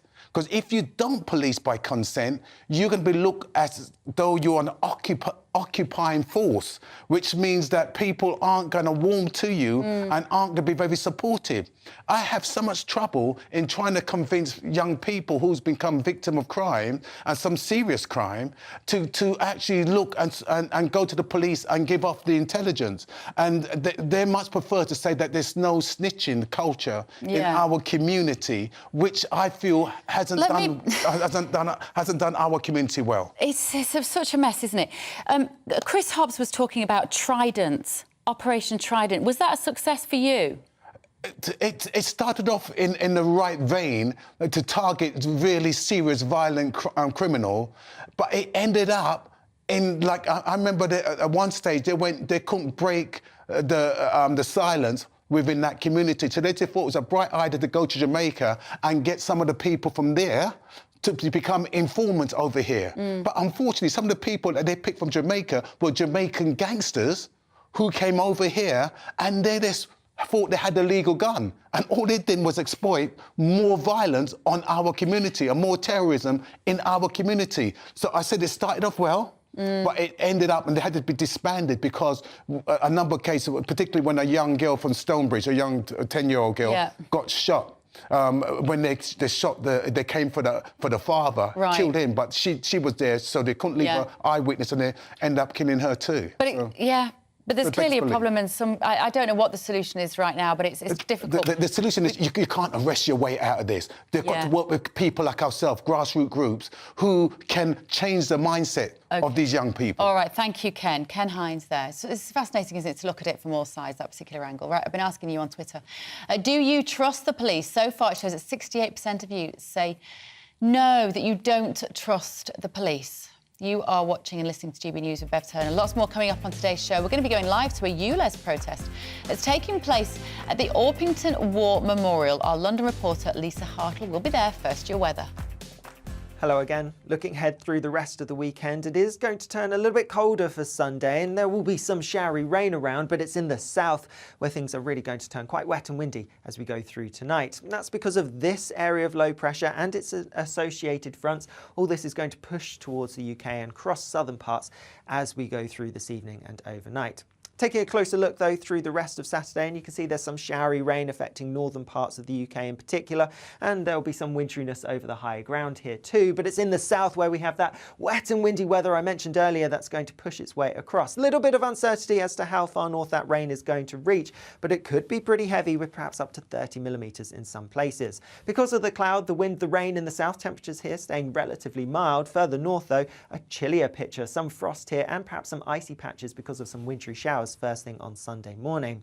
Through Sunday morning, though, we will see the cloudy, wet weather across southern parts clearing away, so it is going to turn drier, albeit fairly cloudy, cloudier than today for sure for most places. Some sunshine breaking out towards northern parts of Northern Ireland and also across parts of Scotland in between any showers that are pushing down on that northerly flow, and it's that northerly flow that means temperatures tomorrow are going to be markedly down compared to today. As we go through the end of the day tomorrow, and for many it is going to be largely dry, the cloud will break up somewhat, so we'll see more clear skies as we go through Sunday night into Monday. And with that cold northerly wind, we are likely to see temperatures dropping quite low too, particularly across the northern half of the UK. Here there'll be a fairly harsh frost first thing on Monday morning, and watch out for some icy patches too if you're taking to the roads. That's because wintry showers falling on frozen surfaces could lead to some difficult conditions. Through Monday itself, though, yes, it's a chilly, frosty start for many, but quite a bright one. Lots of sunshine to be had. It is likely to be the driest day of this week to come. That's because things are going to turn a bit more unsettled from Tuesday onwards with some wet and windy weather to come, but temperatures should creep up a little bit too. See you later.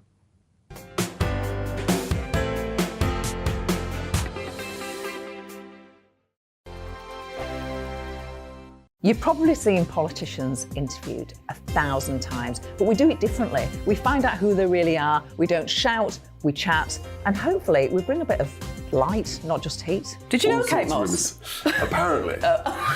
Do you have a pair of jeans or a pair of jeans? No, of course I don't. What would I do with them? My friends are like, oh my God, what's she doing now? Join me every Sunday at 6 for Gloria Meets, only on GB News, the People's Channel, Britain's news channel.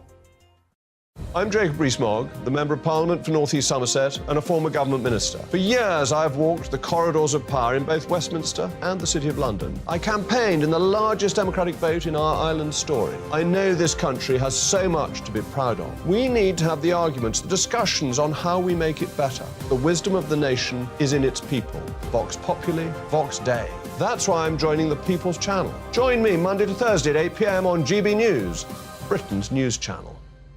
Here on GB News Live, we'll be keeping you in the picture, finding out what's happening across the country and finding out why it matters to you. We'll have the facts fast with our team of reporters and specialist correspondents. Wherever it's happening, we'll be there from 12 noon on TV, radio and online. GB News, the People's Channel, Britain's news channel.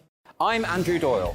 Join me at 7 o'clock every Sunday night for Free Speech Nation, the show where I tackle the week's biggest stories in politics and current affairs with the help of my two comedian panellists and a variety of special guests. Free Speech Nation, Sunday nights from 7 on GB News, the People's Channel, Britain's news channel. I'm Michael Portillo. Join me on GB News on a Sunday morning for topical discussion, debate, arts and culture, and sometimes even ethical dilemmas. I don't always agree with you, Michael. Michael Portillo, Sundays on GB News, the People's Channel, Britain's news channel.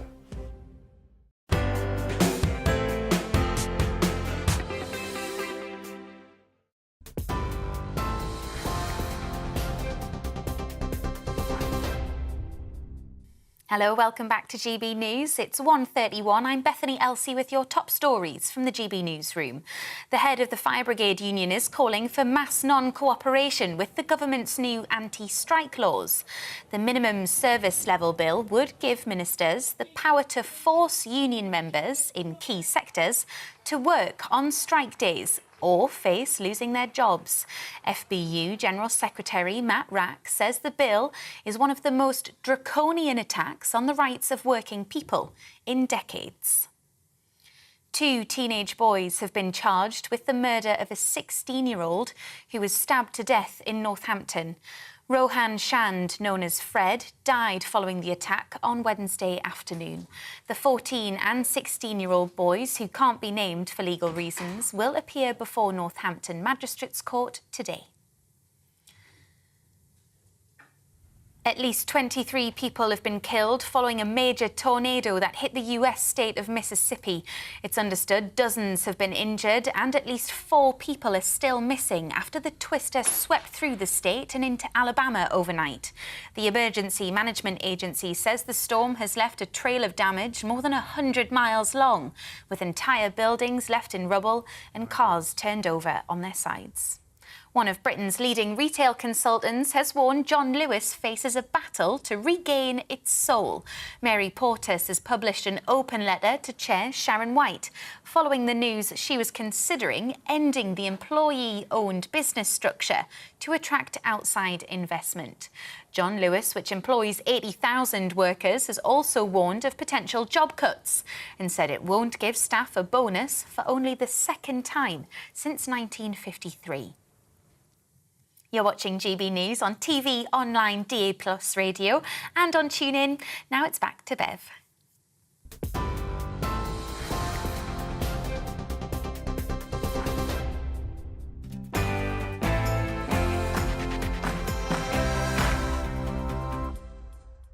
Good afternoon, it's 1:33. I'll be here until 3 o'clock. Now, nearly 700,000 car drivers in London will face a daily £12.50 ultra-low emission zone fee when the ULEZ scheme expands, according to new analysis. The ULEZ extension protest is taking place today in Orpington War Memorial. There's a lot of people very angry about this, and rightly so, in my opinion. So Lisa Hartle joins us now from Orpington. Good afternoon, Lisa. I believe it's quite noisy where you are, but tell us, how many people have gathered and what are they protesting about? So it's really hard to give a number because it's kind of stretched around the roundabout behind us. There's lots of tractors, lots of cars beeping as they're going by, lots of people with placards, etc. But indeed, very noisy, which is why we're stood back a little bit. But I'm joined by the MP for Orpington, Gareth Bacon, who joins me now. Gareth, tell us why you're here today, why you feel so strongly about this. Well, Mayor Khan is decided to do something that's going to really hurt the people that live here. He's claiming that this is necessary in order to get rid of bad air, but we don't have bad air here. And he knows that, and he's going to be charging people £12.50 a day if they drive non-compliant vehicles. The kind of people he's going to be hitting are social care workers, ordinary everyday people that they need their cars. We don't have public transport options here, or certainly not the number that we have in central London. And he's hurting them for no benefit at all because he knows that this is not going to improve air quality. So this is all due to start on the 31st of August, isn't it? So £12.50 a day. Yeah. Tell us a bit, there's a lot of tractors here. Tell us a bit about how it's impacting on people in the farming community. Well, it's going to be devastating because to replace some of the kit that you see behind you is going to be in the region of several £100,000. And this is the point. This is not central London. This is a very rural space. We have, if you looked at an overhead map of Orpington, you would see green fields because 2/3 of it is green. We actually have operating farms here. This is going to smash these people up. It's going to smash up our businesses. It's going to smash up our care workers, our police officers and our firefighters. It's not a win for anybody. So I'm just going to just read you some data that's been collected by Imperial College London. So the data reveals that as many as 204 deaths are attributable to toxic air in Bromley, 162 in Bexley and 129 in Greenwich each year. Yeah, see, that's not true. That's a model that was done some time ago, which said that 4,000 people roughly in London, air pollution contributed to their death, not caused their death. And Sadiq Khan has respun that and said it's causing it. And the 204 people you mentioned in Bromley, these aren't real people. They've simply applied it and broken it down and said, well, on a ratio, this is how many people. Took no account of people's age. Bromley has some of the oldest population in the whole of Greater London. So they've said, well, if that many people die, then 204 of them will be air pollution. But even if it were true, even if it were causing their death, doing this is not going to make any difference, and the mayor knows that because he had to have an independent company called Jacobs produce a report that looked at what impact this would have, and it came back and said it would be minor to negligible. This is not about air quality, it's about raising money. And tell me about some of the, you were telling me you're contacted, very loud motorcycle clips going up and down. Tell me about some of the your constituents that have been contacting you, what they've been saying. I've had thousands of people contacting me. So I've had a lot of pensioners who are saying they're going to be housebound now, they can't get out and about, they can't afford to replace their vehicles. I've had charities contact me saying they're going to have to shut their doors. I've had people that work for our emergency services who live outside Greater London who can't come across the boundary. People can't visit family and friends. Local businesses are going to be ruined by this. It really is affecting everybody. These are just ordinary, everyday people, and they are certainly not, which is what the Mayor of London has tried to claim, these people are not far right. They're just seeing their lives being ruined for no reason at all, and they're angry, and that's why they're here today. Do you think this is a valid thing that should take place in any part of London where pollution levels are higher? Well, I was supportive of it going into central London in the congestion charging zone, and I think that was the right thing to do. I think it was much more of a stretch to take it out to the north and south circular, but there is no case whatsoever to bring it out here. We don't have high levels of air pollution. Imperial College, the same Imperial College that did the report that you're referring to, showed that the London Borough of Bromley has the second cleanest air in Greater London, marginally behind the London Borough of Havering, because that has slightly more green space.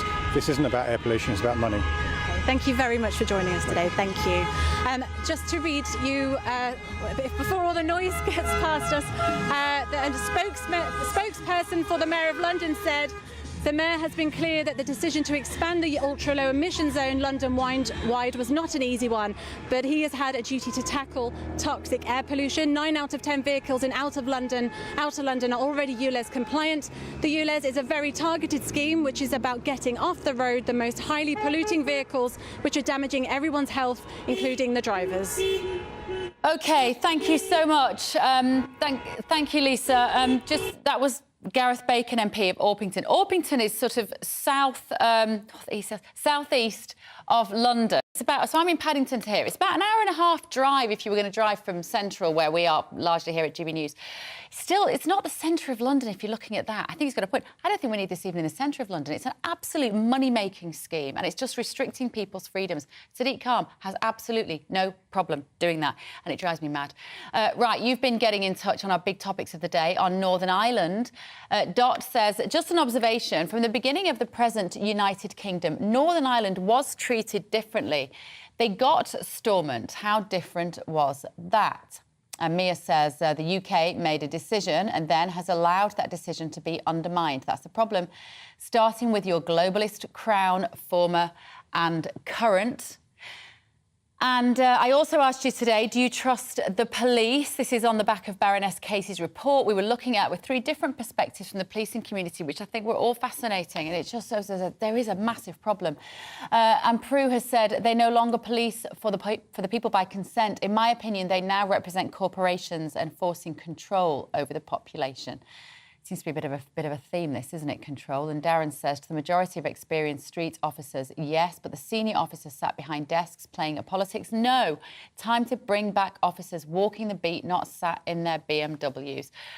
Thank you, Darren. Thank you for all of those. Keep your views coming in. Do subscribe also, if you will, to our YouTube channel. We are at GB News on YouTube. Now, if you're watching and listening to GB News Saturday with me, Bev Turner, there's plenty more still to come. I presume you probably are watching and listening because I'm talking to you this afternoon, including World Athletics has voted, shockingly, to ban transgender women from elite female competitions if they've undergone male puberty. We're going to be discussing that later in the programme with a woman who was behind the campaign to make common sense prevail, Sharon Davis. Stay with us for that.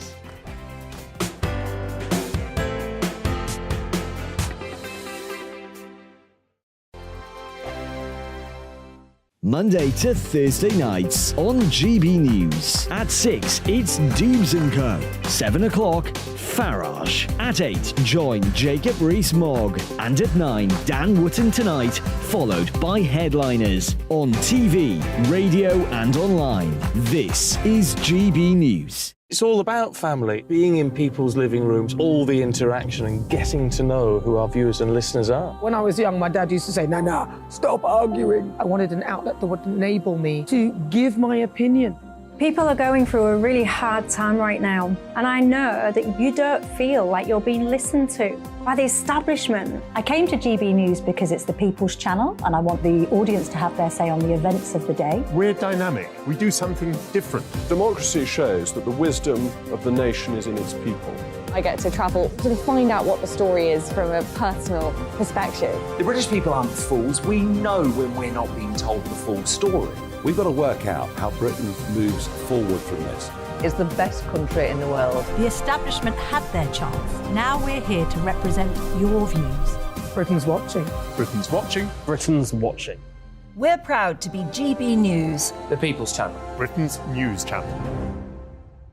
Join me, Patrick Christie's, Monday to Friday, 3 till 6. We tackle the day's news agenda like you've never seen before. It's high tempo, high octane, the most controversial topics and the best guests. You will not be able to take your eyes and ears off it. I'm not afraid to ask the questions that you really want answered. 3 till 6 p.m, Monday to Friday on GB News, the People's Channel, Britain's news channel. I'm Andrew Doyle. Join me at 7 o'clock every Sunday night for Free Speech Nation, the show where I tackle the week's biggest stories in politics and current affairs with the help of my 2 comedian panellists and a variety of special guests. Free Speech Nation, Sunday nights from 7 on GB News, the People's Channel, Britain's news channel.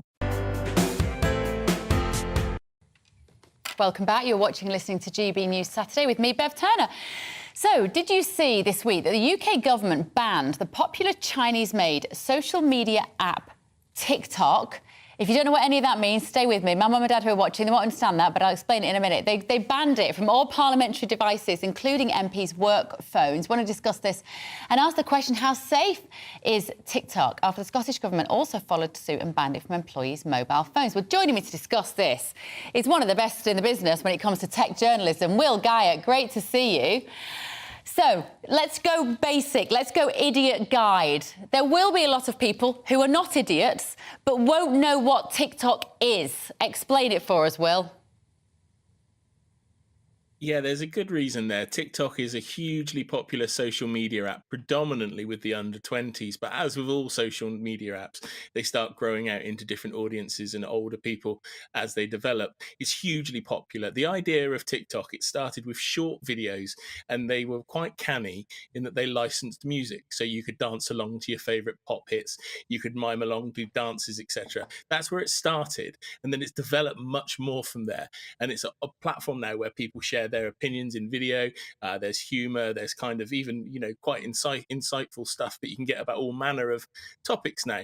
It's proved hugely popular globally. It's the fastest growing social network worldwide. There's around 1.5 billion people around the world now using it.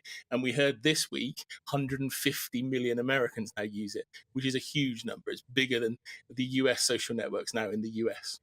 So it's not only is it a means of communication with other people, as per, I guess, sort of WhatsApp, in that you can comment on each other's videos and stuff. You can hear from other people, but it's about content creation, isn't it? And in some ways, even those who are extremely cynical about tech and the effect it's having on humans, children's, our brains, our emotions, etc., people like me, I can see the benefit in TikTok videos because kids are at least being creative. They're creating their own content. They're working out how music goes with images, goes with comedy, goes with telling a little story. There is some sort of input. So why is it bad, Will Guyot? Why have the government in this country stopped MPs putting it on their phones?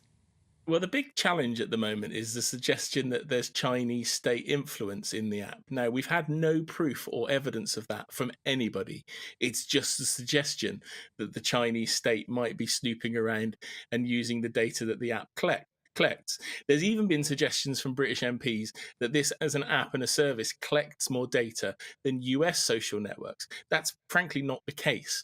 All social networks, all online apps take more data than they probably should. That's the price you pay for using what's so-called, in quotation marks, a free app or a free service. So there's this big suggestion, Bev, that it's dangerous, it's not safe. You've got US members of Congress suggesting that it's brainwashing young kids. But there's a real contradiction here. In the UK, it was banned on devices. Within 5 hours, number 10 had given themselves an exemption so they could still keep using TikTok to communicate to the young audience they'd attracted on the platform. Yeah, what? Hang on. Say that again, Will. So they said that MPs can't have it on their work phones in case the Chinese government is listening in. And then they said, oh, but actually, number 10, we can still use it because then we can reach the youth. Yep, that's exactly what happened. Joe Biden, another example in the US, has said, look, if you don't sell the Chinese owner, the Chinese percentage owners of it don't sell their stake, it's going to get shut down in the US. At the same time, he was appearing in St. Patrick's Day videos with members of One Direction. So it makes little or no sense, the contradiction here. As a society, Bev, we are up to here in Chinese technology. It feels like a really strange place to start an East-West, geopolitical conflict over a social media app, which is used by many people for good. That's the challenge here. And if somebody gave us some actual evidence, it's like, I know you and I don't always agree on the COVID stuff, right? But I agree that if somebody shows me some evidence to tell me that this is damaging or the data is leaking to the Chinese, I will step back and go, well done, governments around the world. But until that point, it feels like Chinese hysteria.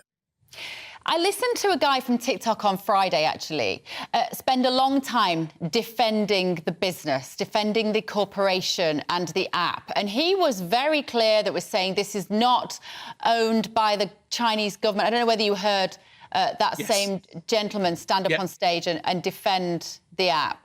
If there was evidence, if there was data that we could see, he couldn't do that, could he? She says, sounding incredibly naive. He couldn't. And the biggest challenge was because he's actually been quite transparent and honest, unlike someone like Mark Zuckerberg, who has really struggled in those Congress scenarios. He had a congresswoman say to him, so you're going to 100% guarantee to me that somebody in the Chinese government won't see data on the platform? He said, I'm never going to offer 100% guarantee, but I'm telling you it's not happening. And for the congresswoman, that wasn't enough. But the Congress in the US were talking about TikTok as if it was kind of indicative of the problem. It was the Chinese problem was all this data's being harvested and young US people, young Americans having all their data harvested. It's the same as any US app, Bev. Just last week, Ring, owned by Amazon, and those are the doorbells, the smart doorbells you might have on your house, or the cameras. They gave information to the US law enforcement from some cameras without even asking the owners of the cameras. So you can't say that the Chinese are bad and then say that the US companies are all doing this wonderfully and not making any mistakes themselves. Yeah, absolutely. So I think it's an interesting topic, Will, and I think it's probably raised a lot of issues and we barely scratched the surface of what that means for people. But great to see you. I'll have you on my weekday show soon to talk about these sorts of topics. Will Guyatt there, tech journalist. It is interesting, isn't it? Let me know what you think, gbviews@gbnews.uk. Or you can send me a TikTok. No, you can't. I'm not on it.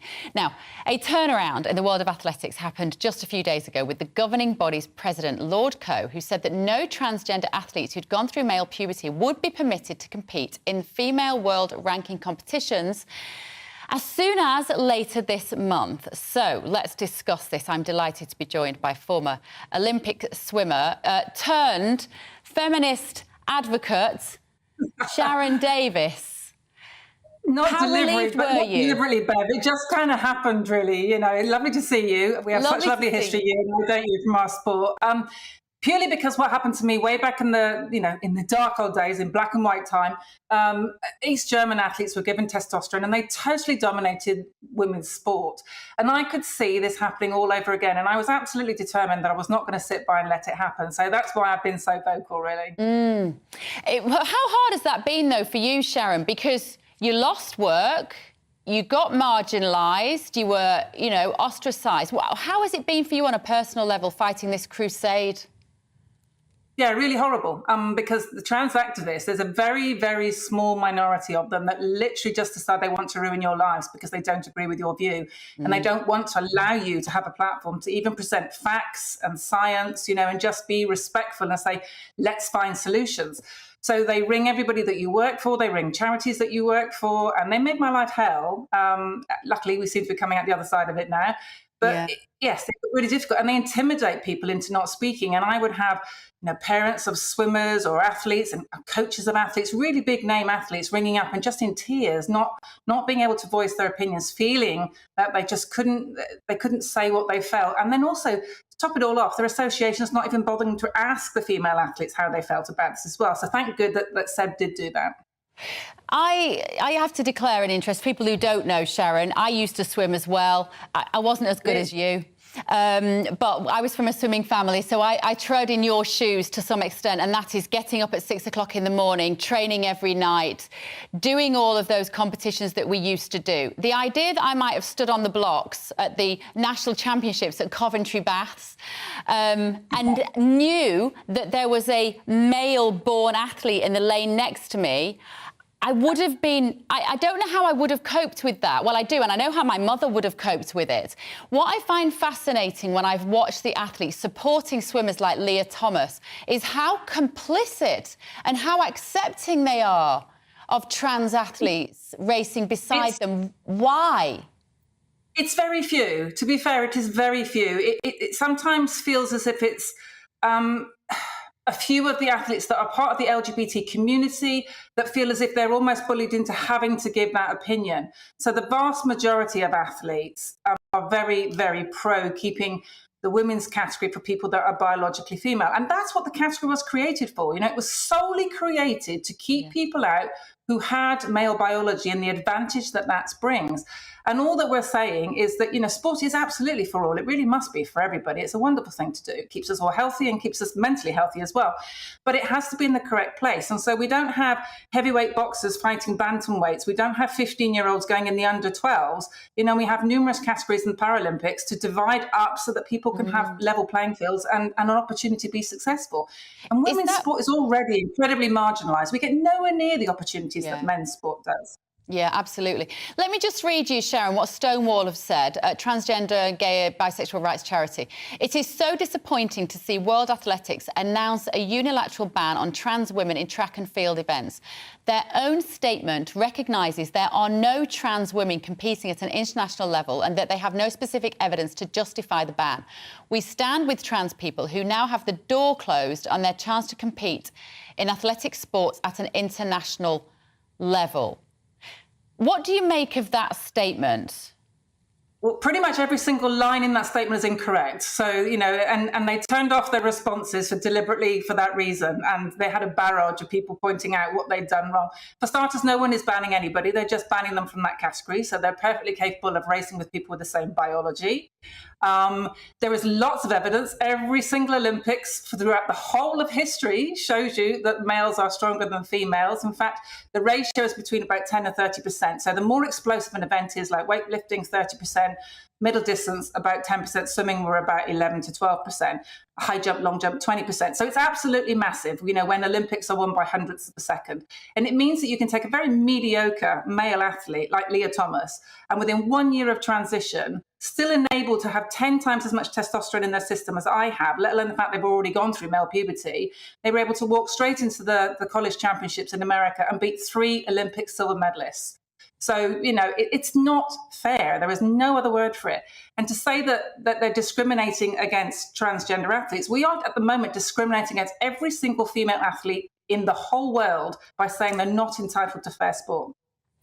Do you have some sympathy, Sharon, for those people who have confusion over their gender, let's call it that? Even as I'm saying that, I know it's going to upset a lot of people. The language around this is very difficult to get right, isn't it, without upsetting somebody? Yeah, absolutely. But those people who do live, and there is no doubt that from the beginning of time, there have been individuals who will say from a very young age they were born in the wrong body. I think there are very few of them, but those people exist. And it feels like the sort of tyranny of the minority, which is what we've lived under, it feels recently in terms of this particular debate. Do you worry that there's some kickback from this particular issue in sport that will negatively affect trans people who do have a difficult journey?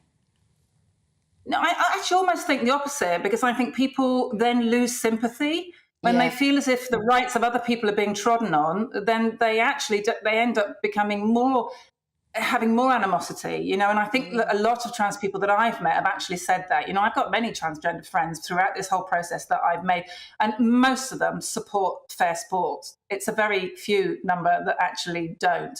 And I think you also have to remember, to say you are born in the wrong body still means that is the body that you have, whether you like it or no. That is the body that you will be doing sport with. So that is the reality of the biological situation, is what we have to deal with. You know, if we say we're going to change rules across the whole of society based on what people feel like, where on earth does that stop? You know, it's just not realistic. And something like sport, which is so much biased, you know, reliant on the physical abilities that you're able to put into the swimming pool or to the track or to throwing a shot put or whatever, you know, we can't just pretend that doesn't exist, and that women are no longer entitled to have something that men are entitled to have. Yeah, absolutely. Sharon, it's lovely to see you. Thank you for all your hard work. Honestly, thank you so much for everything that you've done on this issue. I think it's for all of our daughters, actually. So we're hoping to get an opposing view to Sharon later on in the programme on that topic. You are watching, listening to GB News Saturday with me, Bev Turner. Lots coming up this afternoon. We're going to be discussing Boris Johnson's future after he sat through that Privileges Committee meeting this week. Did you see it? Absolutely ridiculous. But first, let's take a look at the weather. Hello again. Looking ahead through the rest of the weekend, it is going to turn a little bit colder for Sunday, and there will be some showery rain around, but it's in the south where things are really going to turn quite wet and windy as we go through tonight. And that's because of this area of low pressure and its associated fronts. All this is going to push towards the UK and cross southern parts as we go through this evening and overnight. Taking a closer look, though, through the rest of Saturday, and you can see there's some showery rain affecting northern parts of the UK in particular, and there'll be some winteriness over the higher ground here too, but it's in the south where we have that wet and windy weather I mentioned earlier that's going to push its way across. A little bit of uncertainty as to how far north that rain is going to reach, but it could be pretty heavy with perhaps up to 30 millimetres in some places. Because of the cloud, the wind, the rain in the south, temperatures here staying relatively mild. Further north, though, a chillier picture, some frost here and perhaps some icy patches because of some wintry showers first thing on Sunday morning. Through Sunday morning, though, we will see the cloudy, wet weather across southern parts clearing away, so it is going to turn drier, albeit fairly cloudy, cloudier than today for sure for most places. Some sunshine breaking out towards northern parts of Northern Ireland and also across parts of Scotland in between any showers that are pushing down on that northerly flow, and it's that northerly flow that means temperatures tomorrow going to be markedly down compared to today. As we go through the end of the day tomorrow, and for many it is going to be largely dry, the cloud will break up somewhat, so we'll see more clear skies as we go through Sunday night into Monday. And with that cold northerly wind, we are likely to see temperatures dropping quite low too, particularly across the northern half of the UK. Here there'll be a fairly harsh frost first thing on Monday morning. And watch out for some icy patches too if you're taking to the roads. That's because wintry showers falling on frozen surfaces could lead to some difficult conditions.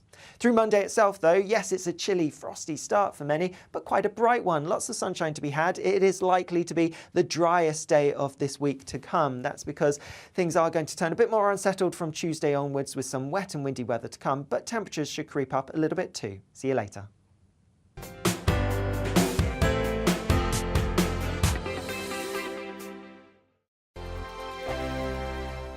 I joined GB News because I was sick and tired of not hearing my views being represented, not just mine, but so many people that I knew and spoke to. I just couldn't get my voice out there. I couldn't say anything. I couldn't do anything. Whatever the narrative was, I kind of had to follow it. GB News is there to provide a voice for those who have been ignored by the establishment media. We think different things, we've got a different style. GB News is here to be optimistic and positive about the future. It's real kind of dynamic and flowing, with the audience very much at the heart of it, like a big family.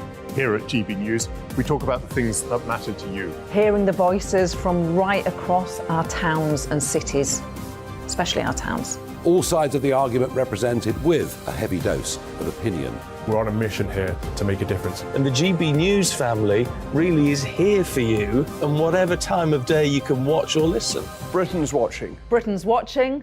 We're proud to be GB News. The People's Channel. Britain's news channel.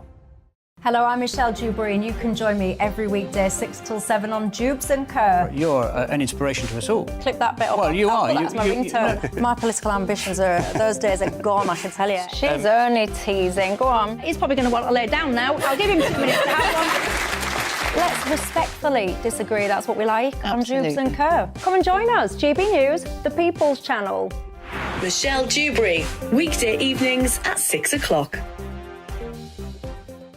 Westminster is going around in ever-decreasing circles, followed by the media. Britain is broken. How on earth did we get into this mess? But more importantly, how do we get out of it? Join me at 7 p.m, Mondays to Thursdays on Farage. Here on GB News, we will have open, rational debate. We've got to work out how Britain moves forward from this. Join us here on GB News, the People's Channel. Britain is watching.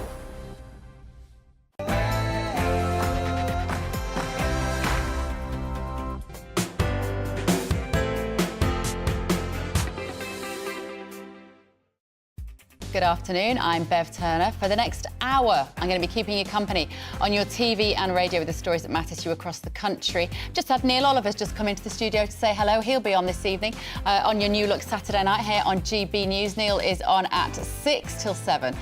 Plenty coming up still on this show. We're going to be discussing Boris Johnson's future as an MP as we await the verdict on whether or not he misled Parliament during the ridiculous Partygate scandal. This comes after he sat in front of senior MPs on the Privileges Committee earlier this week. We're going to be looking at all that. First of all, here are your headlines with Bethany.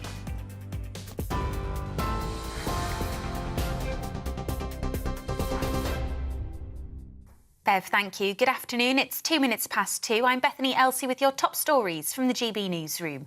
The head of the Fire Brigade Union is calling for mass non-cooperation with the government's new anti-strike laws. The minimum service level bill would give ministers power to force certain union members in key sectors to work on strike days or face losing their jobs. FBU General Secretary Matt Rack says the bill is one of the most draconian attacks on the rights of working people in decades. He's urging the Trades Union Congress to hold an emergency meeting to launch a joint strategy to resist the legislation.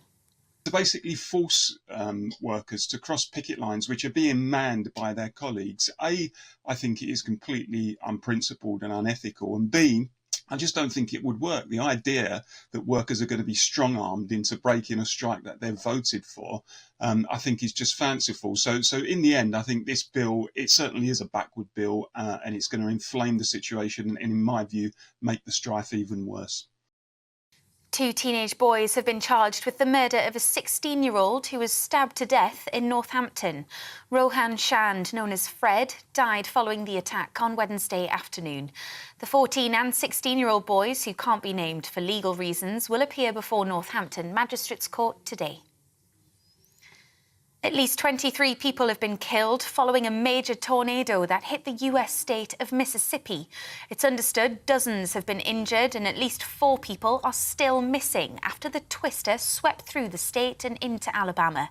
The Emergency Management Agency says the storm has left a trail of damage more than 100 miles long. Residents spoke of entire buildings left in rubble, cars turned over and trees uprooted.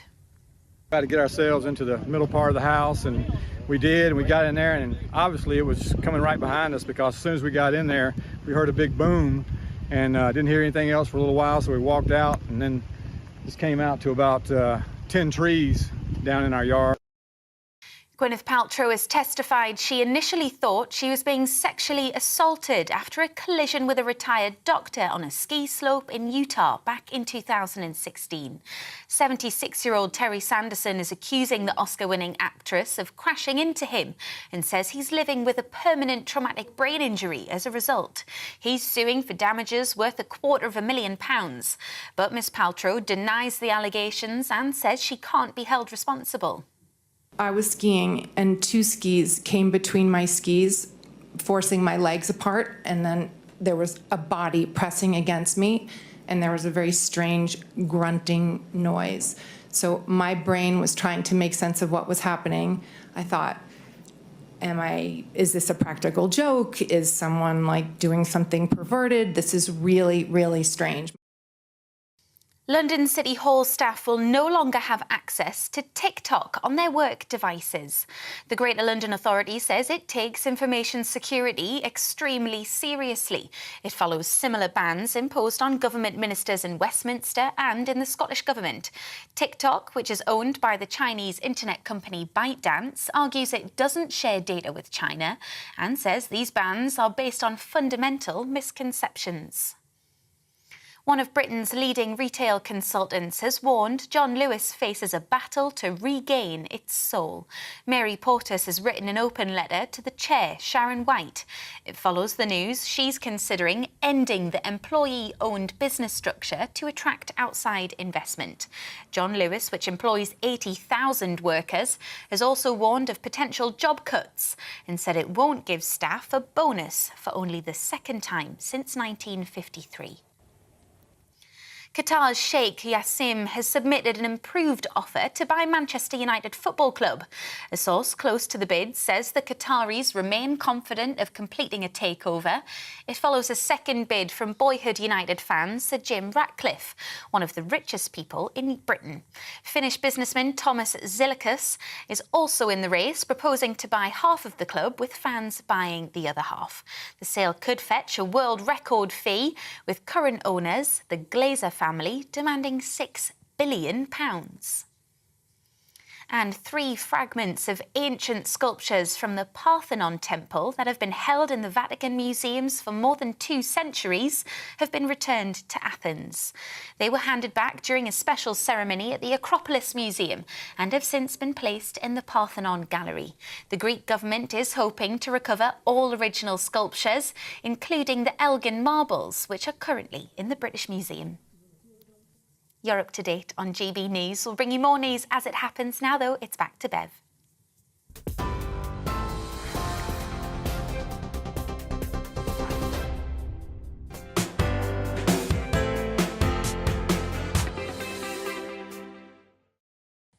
Good afternoon. Thanks for joining me. It's 7 minutes past 2. Now, we're joined in the studio by political correspondent Catherine Forster to see what's been going on this week, Catherine. Liz Truss's resignation honours. I mean, she was only there for 5 minutes. Are you allowed to sort of nominate fewer people depending on how long you spend in number 10? Well, it's sort of unprecedented, isn't it? 49 days, a bit more than 5 minutes, but not that much. 49 days she spent in office. So there was a lot of chat that maybe she wouldn't put anybody forward because it might not be appropriate because, I mean, basically she was booted out because of what happened to the economy after the mini budget. She was hounded out by the globalists, I think you'll find, Catherine Forster. You know, they had Rishi Sunak and Jeremy Hunt had some jobs to do. She had to go. They couldn't have her in there causing trouble. Well, I couldn't possibly comment, but basically she has put forward a list of 4. Now, Boris Johnson put a list forward of 100, which has apparently been whittled down to about 60, still being disputed. Is his dad on it still? I believe so. I believe so. Outrageous. Let's see what happens in the end. So Liz Truss doesn't have any family members, but she's got Matthew Elliott from Vote Leave. She's got Brexit donor John Moynihan. She's got Ruth Porter, who was Deputy Chief of Staff with her.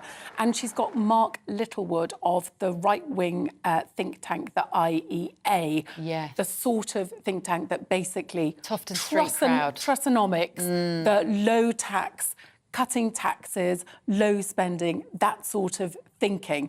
And some would call it conservative thinking. Some would call it conservative thinking. She wants these 4 people to be made lords. There's a lot of criticism, though, because, of course, first of all, she was only there for 49 days. And also, if you become a lord, it's not like when you become an MP, you've got to be re-elected. You've got to earn the right every 5 years, haven't you, in an election. But if you are a lord in the House of Lords, that's it for life. So quite a lot of criticism. And, of course, if Labour get into power, Keir Starmer has already said they will abolish the House of Lords in its current form. But, I mean, we have heard that before, so... So she wants to stack the deck a little bit, although 4 isn't very many, with very capital C conservative, open market, low regulation, low tax, free competition. I kind of like it. Get them in there. Make some decisions for us. Well, yeah, but of course a lot of people will say that their mortgage rates have rocketed because of her. Now, of course, it wasn't only because of her. Interest rates were rising anyway, and cheap money was coming to an end anyway, but it did have a massive, sudden impact on the economy at the time, and the Bank of England had to intervene and whatever. But certainly where she was right, and no one would disagree, is that she talked about the need for growth, and we've had over a decade of next to no growth, appalling productivity, that stagnating wages, it's impacted on all of us, and at least what she has done now is that we're talking about growth and thinking about growth and how to get growth. So that's a positive. She might be a bit of a sort of socially awkward, slightly odd character. I'm allowed to have an opinion at this time of the day. I'm on a Saturday. I probably should check that. Catherine. You are. But, you know, she definitely had... I think she's been scapegoated very much about the economic problems. It's so easy to blame Liz Truss. The quantitative easing was going on for a long time and it ramped up during lockdowns. And I do feel like Rishi Sunak and Jeremy Hunt have gone, oh, it's all her fault. Blame the woman. Blame the woman who was there for 49 days. It's all her fault. Anyway, that is my opinion. What else are we talking about? Oh, yes, I know. Oh, this is the bit I wanted to talk about. Keir Starmer released his tax return as a response to Rishi Sunak releasing his. What does it say? Yes, so Rishi Sunak, the really big news day of Boris and the Windsor Framework vote. So Keir Starmer the following day. Less exciting in that, not surprisingly, he didn't earn as much money. So Rishi Sunak, 4.8 million over 3 years. Worth saying that neither of them actually released their full tax return. They released a sort of one-page rundown. But Rishi Sunak released for 3 years, Keir Starmer for 2. And he basically earned year 21-22, for instance, 125,000 from being MP, Leader of the Opposition. He also, in that year, had 85,000 capital gains tax liability from a house that he'd bought for his sister. Not terribly exciting. That's nice. His total tax rate was 33%. Rishi Sunak's was lower at 22% because Rishi Sunak's money comes primarily from investments. So nothing massively exciting, quite regular. But of course, only going back 2 years, and we don't know what he earned when he was Director of Public Prosecutions. I would imagine considerably more. But I mean, they don't they have chosen to put out these tax details. But of course, Boris Johnson didn't, Liz Truss didn't, Theresa May and Michael Gove did when they were running for the Conservative leadership. But it's not that common to do. Do you like it as a trend? I just wonder, do I want to live in a country where people in office are obliged to show us how much they earn? I'm much less concerned about how much they earn than where they're earning it from. And I think there are some serious questions with Rishi Sunak, with having this US-based investment fund and this kind of blind package of cash. And we know it's dividends primarily, that the earnings were dividends, weren't they, as opposed to a salary. But you've got, surely there is some reason to argue that vested interests or conflicts of interest or motivations behind political decisions, for instance, the speculation that Rishi Sunak had shares in Moderna, that his fund was invested in Moderna, who provided one of the vaccines. We should know, really, whether that informed his decision to roll out such a thing. Well, certainly you can see the case for transparency and why this information should be out there, and certainly there is a bit of a mystery surrounding Rishi Sunak's income because of the blind trust. Yeah. It was put into a blind trust in 2019, apparently. That was a bit of forethought, wasn't it? He doesn't know how... Funny that, it's almost like they knew he was going to become Prime Minister. He doesn't know where it is, how it's being managed, so to avoid any potential conflict of interest. But also, you would worry, wouldn't you? People going into politics. Yeah. It's such a difficult environment. They get a lot of abuse. Is it going to become another thing which puts good people off potentially going into politics because it's another thing that everyone is going to pick over? What's more likely to happen is they'll come up with very clever ways of getting around it and hiding their significant earnings so that when they get into power, we don't know. I'm a big fan of transparency, aren't you? Thank you so much, Catherine. Right, now, moving on. It was a big story this week. Boris Johnson sat for 5 hours in front of the Privileges Committee and was scrutinised by showboating MPs about whether he misled the House and his involvement in the Partygate scandal. Joining me now is the Labour MP for Birmingham Perry Barr, Khalid Mahmood. Hello, Khalid. Nice to see you again. Hi, great to see you too. Good to see you. Was it a day as Labour MPs? Did you sit there with your popcorn? Did you get all comfy on the sofa and go, I'm going to enjoy 4 hours of this, watching the oiled piglet, the squealing piglet, try and wriggle free yet again in Boris Johnson? Well, no, actually, I had quite a bit of meetings to do, and I was quite busy with most of the meetings, and I heard bits of the committee hearing. But really, it's typical. Boris is never going to come out with the full truth of what happened. It was on his terms what he wanted to say, and he said it on his terms. So really, I don't think we're ever much further forward other than waiting for the committee to decide what they're going to do. Do you think he was... I mean, you said there, you don't expect him to ever tell the truth. Does it matter now, Khalid? Does it matter? I used the analogy earlier in the week on the mid-morning show on To The Point, that it felt a bit like watching a medieval battle with the drummer boy in the corner, with Boris Johnson being the drummer boy. And it was like the drummer boy dropped his drumstick, and then there's an inquiry into why the drummer boy dropped his drumstick, as opposed to all of the collateral damage and the bloodshed and the loss and the harm that we should really be looking at, as opposed to this now. Well, the problem with Boris is that it can never be done at an early stage. If he'd come forward to Parliament at the start of it and said, look, I'm sorry, we made some mistakes. It was difficult circumstances for all of us to work in the circumstances that we were doing the work in, and apologise straight away, he would have saved himself and the country a huge debate about this whole issue. It's upset a lot of people who have lost loved ones. I've lost my father-in-law in this COVID episode that happened, and it hurts a lot of families to see people who at the top were making the laws were not actually dealing with it. This is true, but I would also argue that we've had significant, over 30,000 excess deaths in the UK, not because of COVID, but because of COVID policy, because of lockdowns. We're now in the long tail of the lockdowns. Isn't that what the inquiry should be now looking at, as opposed to whether Boris Johnson knew he should or shouldn't have been, as was one of the phrases used, drifting into somebody else's orbit in number 10 at that time?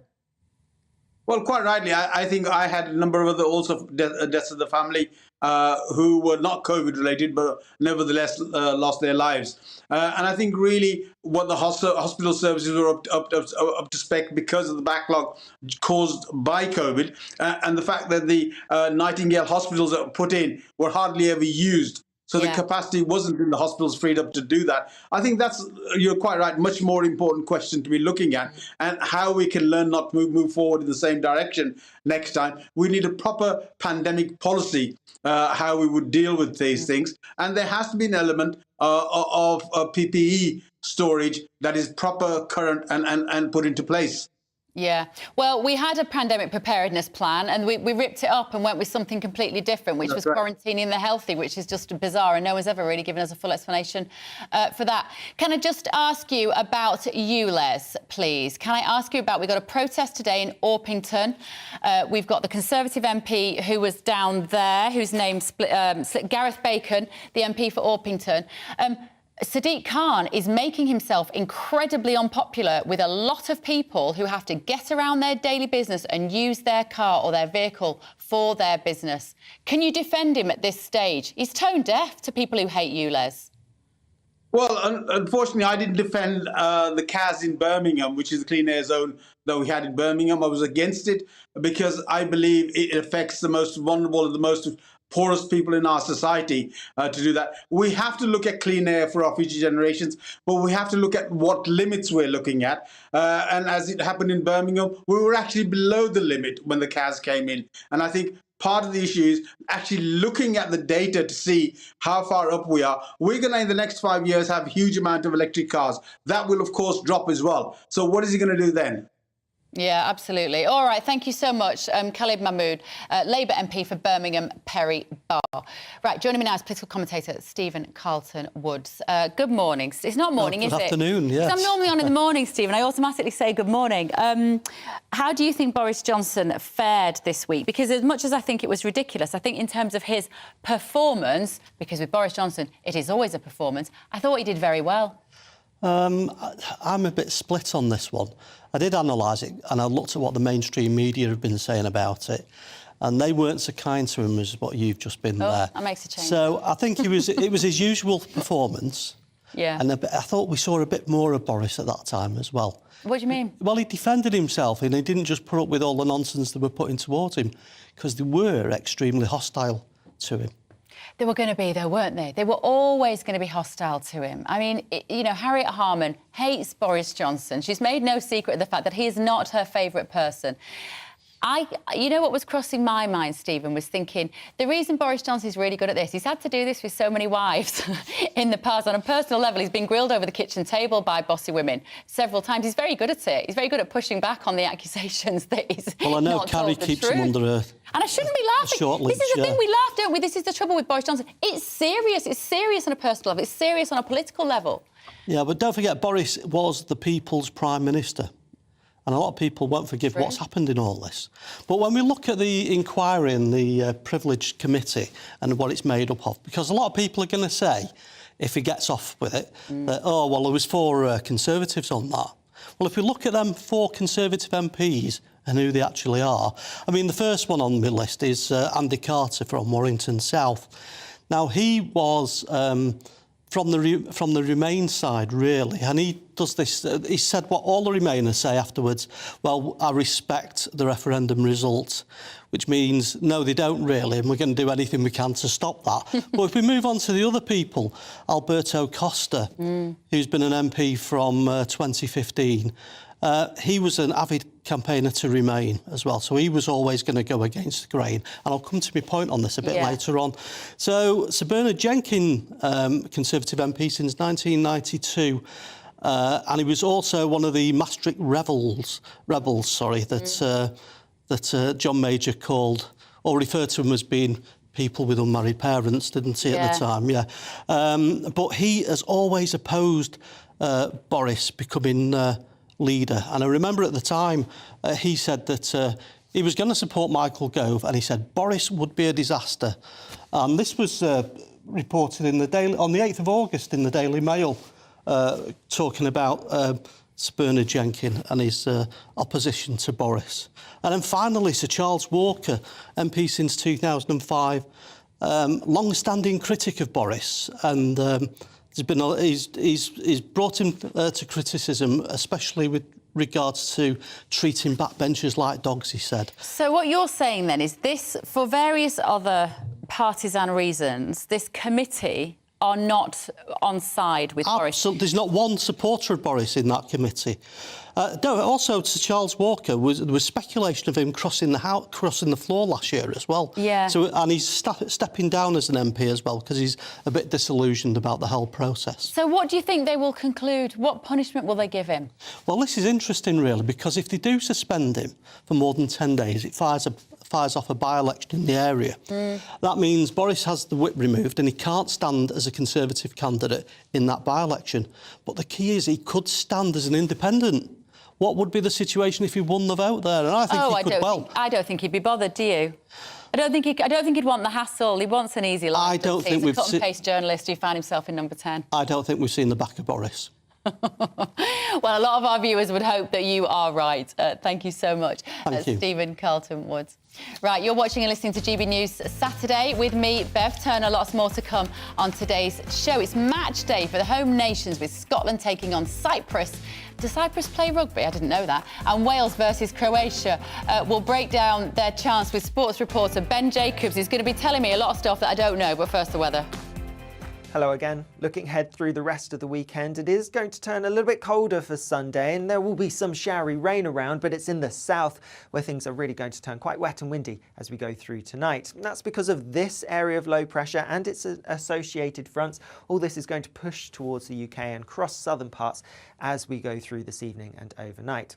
Taking a closer look, though, through the rest of Saturday, and you can see there's some showery rain affecting northern parts of the UK in particular, and there'll be some winteriness over the higher ground here too. But it's in the south where we have that wet and windy weather I mentioned earlier that's going to push its way across. A little bit of uncertainty as to how far north that rain is going to reach, but it could be pretty heavy with perhaps up to 30 millimetres in some places. Because of the cloud, the wind, the rain in the south, temperatures here staying relatively mild. Further north, though, a chillier picture, some frost here and perhaps some icy patches because of some wintry showers first thing on Sunday morning. Through Sunday morning, though, we will see the cloudy, wet weather across southern parts clearing away, so it is going to turn drier, albeit fairly cloudy, cloudier than today for sure for most places. Some sunshine breaking out towards northern parts of Northern Ireland and also across parts of Scotland in between any showers that are pushing down on that northerly flow, and it's that northerly flow that means temperatures tomorrow going to be markedly down compared to today. As we go through the end of the day tomorrow, and for many it is going to be largely dry, the cloud will break up somewhat, so we'll see more clear skies as we go through Sunday night into Monday. And with that cold northerly wind, we are likely to see temperatures dropping quite low too, particularly across the northern half of the UK. Here there'll be a fairly harsh frost first thing on Monday morning. And watch out for some icy patches too if you're taking to the roads. That's because wintry showers falling on frozen surfaces could lead to some difficult conditions. Through Monday itself, though, yes, it's a chilly, frosty start for many, but quite a bright one. Lots of sunshine to be had. It is likely to be the driest day of this week to come. That's because things are going to turn a bit more unsettled from Tuesday onwards with some wet and windy weather to come, but temperatures should creep up a little bit too. See you later. I joined GB News because I was sick and tired of not hearing my views being represented, not just mine, but so many people that I knew and spoke to. I just couldn't get my voice out there. I couldn't say anything. I couldn't do anything. Whatever the narrative was, I kind of had to follow it. GB News is there to provide a voice for those who have been ignored by the establishment media. We think different things, we've got a different style. GB News is here to be optimistic and positive about the future. It's real kind of dynamic and flowing, with the audience very much at the heart of it, like a big family. Here at GB News, we talk about the things that matter to you. Hearing the voices from right across our towns and cities, especially our towns. All sides of the argument represented with a heavy dose of opinion. We're on a mission here to make a difference. And the GB News family really is here for you, and whatever time of day you can watch or listen. Britain's watching. Britain's watching. We're proud to be GB News. The People's Channel. Britain's news channel.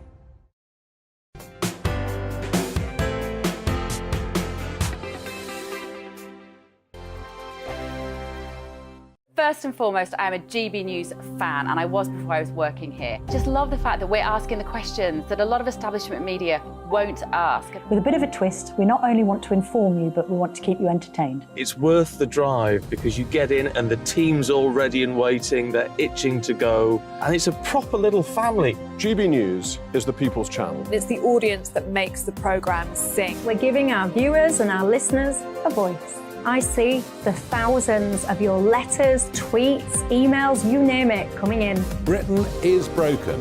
How on earth did we get into this mess? But more importantly, how do we get out of it? The establishment had their chance. Now we're here to represent you. It's time for something different. It's time for GB News. I'm very patriotic. I believe in Britain. Our best days lie ahead. Britain's watching. Britain's watching. Join us here on GB News. The people's channel. Britain's news channel. Monday to Thursday, 9 p.m. till 11 p.m. Join me, Dan Wootton. I'll bring you the sharpest takes and hottest debates. Do you not believe in prisons? I don't believe in prisons. I'm completely stunned. I guarantee you there'll be no spin, no bias, no censorship. I actually was personally quite offended by it. And no reason to go to bed. So I guess they've always been quite woke. That's Dan Wootton tonight on TV, radio and online. Monday to Thursday from 9 p.m. till 11 p.m. on GB News. The People's Channel. Britain's news channel. I'm Simon Evans. Join me on GB News for Headliners at 11 p.m. What's the scoop? I'll be joined by two of the country's top comedians. That's right. As we take a look at tomorrow's newspapers tonight. We're going to get into trouble. If it's a big story, we'll be covering it. Spill some tea on him. There we go. But we'll also have some fun. I wouldn't stick up a bank. My father didn't love me. So anyway. Headliners every night from 11 on GB News, the People's Channel, Britain's news channel.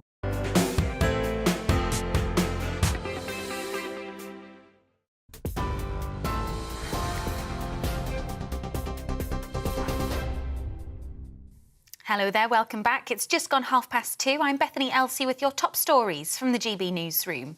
The head of the Fire Brigade Union is calling for mass non-cooperation with the government's new anti-strike laws. The minimum service level bill would give ministers the power to force union members in key sectors to work on strike days or face losing their jobs. FBU General Secretary Matt Rack says the bill is one of the most draconian attacks on the rights of working people in decades.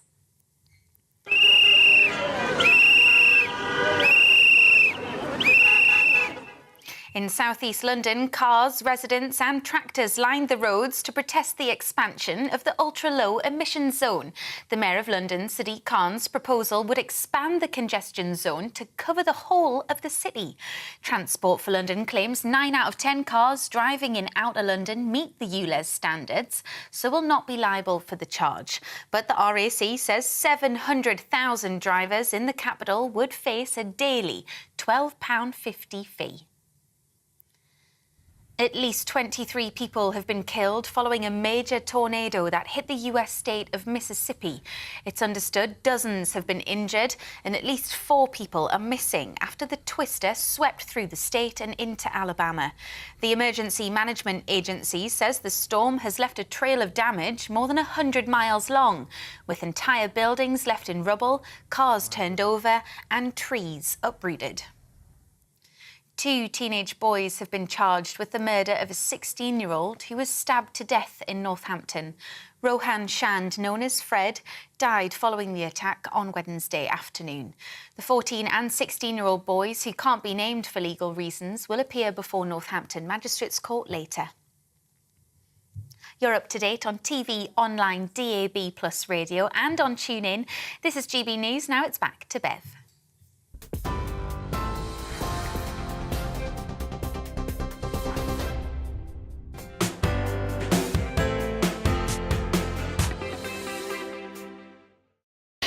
Now, did you spot the deliberate mistake before the news when I said I didn't know Cyprus played rugby? Apparently, it's a football match. My father's going to be so disgusted with me.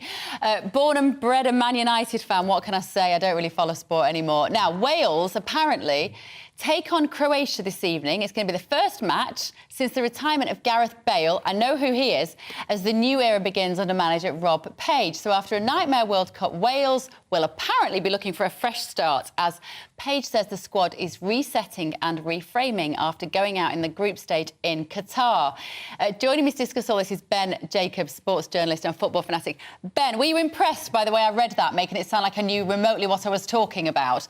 Right, I'm so glad you're here. What is going on with this Welsh match tonight? What's the significance of it? I don't know. I think I should be asking you the questions. It sounded very convincing to me. So congratulations. Definitely sounded like you're into this qualifying. And listen, from Wales's perspective, the big thing is that Gareth Bale has retired. So it's to some extent the start of a new era because he was so influential for Wales. And what's interesting about their opening game is Croatia themselves have got a number of top stars. And they themselves are starting to age as well. They did very well in the World Cup, Croatia. They ended up finishing in third place. So it's not an easy opening game for Wales. There's a lot of debate around Luka Modric and how long he'll continue playing for Croatia and if he can balance Real Madrid and Croatia. And then from Wales's perspective, in the absence of Bale, there's a lot of talk around Aaron Ramsey, their captain, and whether he can help galvanise that new generation. So this is a good test for Wales, but they're certainly not the favourites this evening, not the ideal opener because of that form of Croatia during the World Cup. But there's a lot of young stars coming forwards and Ramsey's got a big role to play as well. Right, Cyprus are playing someone tonight. I can't remember who it was. What did it say in the intro? Cyprus are playing England? No? Scotland! No, Cyprus are playing Scotland. Not tonight either. It's an ongoing game at the moment. I can tell you that Scotland are 1-0 up and this that is goal going was really scored by well. John McGinn. I don't know. You've got the top lines, you've got the basics. Cyprus, England would be an interesting one to see one day. But England have got Ukraine coming up, which is a very tough test as well. It's been difficult times, of course, for Ukraine due to the war in Ukraine. And there'll be an element, I think, of that match being about the emotion too. And Mikhailo Mudryk, for example, who plays for Chelsea and Ukraine, has been talking about the importance of that game in a wider context. But from England's point of view, they're following up from an excellent opening victory away at Italy, where they hadn't won for the best part of 6 decades. And now they'll be favourites to make it 2 wins out of 2. And coming back to Scotland, big game for them against Cyprus to get off to a winning start. It was a difficult opening half an hour or so. The match at the moment is heading towards half time, but the last time I checked, Scotland were 1-0 up in that game. And the fact they've got an early breakthrough is significant, and they're playing at home as well. So the full expectation will be that Scotland can go on and win in Group A. And then from England's point of view, it's Ukraine as their second qualifier, which is upcoming. When are the Euros? I'm sorry, Ben, I should know the answer to that question. When are they? The Euros are taking place in Germany, and this is the early stage of qualifying now. So it won't be until 2024, but these qualifiers take place to allow for the 20 teams that will go through the group stage to book their place. And then it gets a little bit complicated because there's also the Nations League, and I won't bore you with that. But in essence, that has a playoff that allows 3 qualifiers plus hosts, so 4 plus 20, first and second place from each of these groups. And that's how you get to the 24 teams that will qualify. OK, good. I mean, you said it, then it gets a bit complicated. As you can see, Ben, I'm already finding this a little bit complicated. So you have to be very patient football fans. So it's all the qualifiers are now, and then the actual Euros is next year, 2024. Where is it? I should know. Euro 2024 is taking place in Germany and across a variety of... Did you not know that, Ben? Did you have a moment when you had to remind yourself where that was taking place? Or did you know that? No, of course I knew it's Germany. I mean, they'd be in the qualifying if they were otherwise not the host. So a host always goes through automatically. I think what's interesting about the German bid for Euro 2024 is some of the venues. We know about Leipzig and Dortmund and Munich and Berlin, but there'll be games in Hamburg and Dusseldorf as well. So it should be very interesting and I think modern Euros. And what we need to learn, I think, with everything generally in football, like a World Cup, a Club World Cup, which is incoming being expanded, is the worth of something a bit more condensed. And from a football point of view, that was the benefit of Qatar. Doha was small. It felt like a one-city World Cup. And I think that the German Euros is going to have that feel as well. It will be accessible. It will be easy to get around. There's a lot of established stadiums that we know about, like the Allianz Arena, and everyone knows how iconic Dortmund Stadium is as well. So it should be something very special, but also accessible for the fans. And off the back of Qatar, where many perhaps either didn't want to go or couldn't afford to go, hopefully this is going to be something that really brings European culture together. But Germany are the hosts, and that does make them one of the favourites as well on the football side, of course, because home advantage can be very key in these types of tournaments. That I do know. Thank you, Ben. Ben Jacobs there, sports journalist, having to deal with an idiot like me. Right, you've been getting in touch on our big topics early on in the show. I asked you about whether you trust the police after this Baroness Casey report that came out this week. Larry says a minority of bad people in any organisation. Hopefully they'll be dealt with. The majority of police officers are hard-working, dedicated and doing an extremely difficult job in a society that seems hell-bent on destroying their morale. Good point, Larry.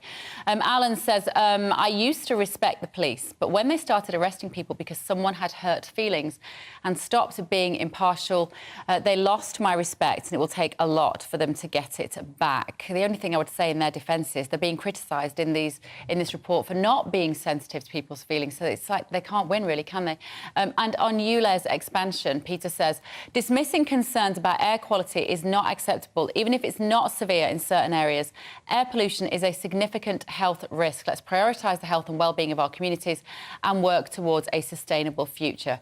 I think, Peter, if everybody is poor and can't afford to feed their families because they can't take their van out to work, that's not a future I want to live in. Right, keep your views coming in and do subscribe to our YouTube channel at GB News. You are watching and listening to GB News Saturday with me, Bev Turney. Plenty still to come this afternoon, including nearly 700,000 car drivers in London will face this daily £12.50 ultra-low emission zone fee when the scheme expands. We've just been discussing it and we're going to be talking about it again in a moment. You're watching GB News.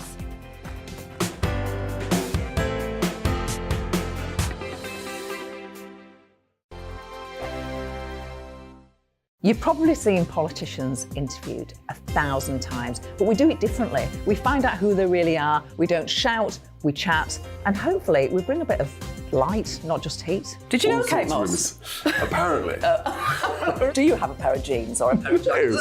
No, of course I don't. What would I do with them? My friends are like, oh my God, what's she doing now? Join me every Sunday at 6 for Gloria Meets, only on GB News, the People's Channel, Britain's news channel. I'm Jacob Rees-Mogg, the Member of Parliament for North East Somerset and a former government minister. For years, I have walked the corridors of power in both Westminster and the City of London. I campaigned in the largest democratic vote in our island story. I know this country has so much to be proud of. We need to have the arguments, the discussions on how we make it better. The wisdom of the nation is in its people. Vox Populi, Vox Dei.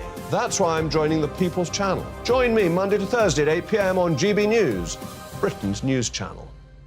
Here on GB News Live, we'll be keeping you in the picture, finding out what's happening across the country and finding out why it matters to you. We'll have the facts fast with our team of reporters and specialist correspondents. Wherever it's happening, we'll be there from 12 noon on TV, radio and online. GB News, the People's Channel, Britain's news channel.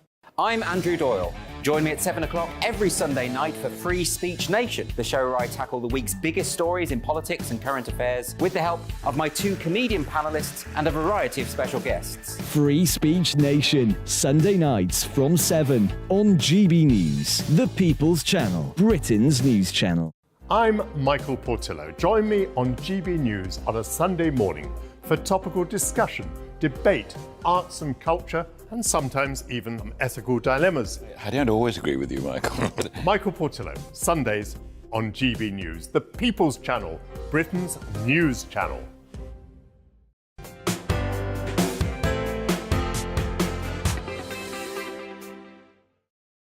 Welcome back. You're watching and listening to GB News Saturday with me, Bev Turner, today.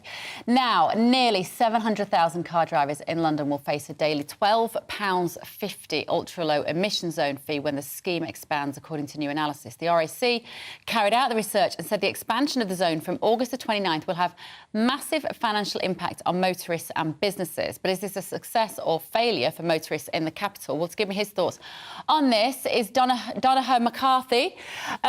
Good afternoon to you again, Donacha. Climate columnist for The Independent, of course. You and I have spoken about this before. We very much disagree on the urgency needed for this ULEZ. I will let you go first and spell out why you think this is necessary. Well, the fact is that the car pollution affects people's health in London.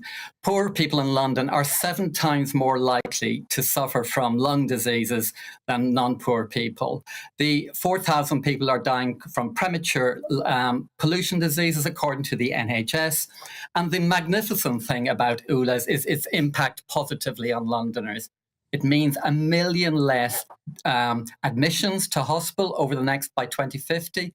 It means 300,000 less people will be disabled. Surely, Beverly, you want to live in London with 300,000 people not being disabled. Surely that's a fantastic prize to aim for.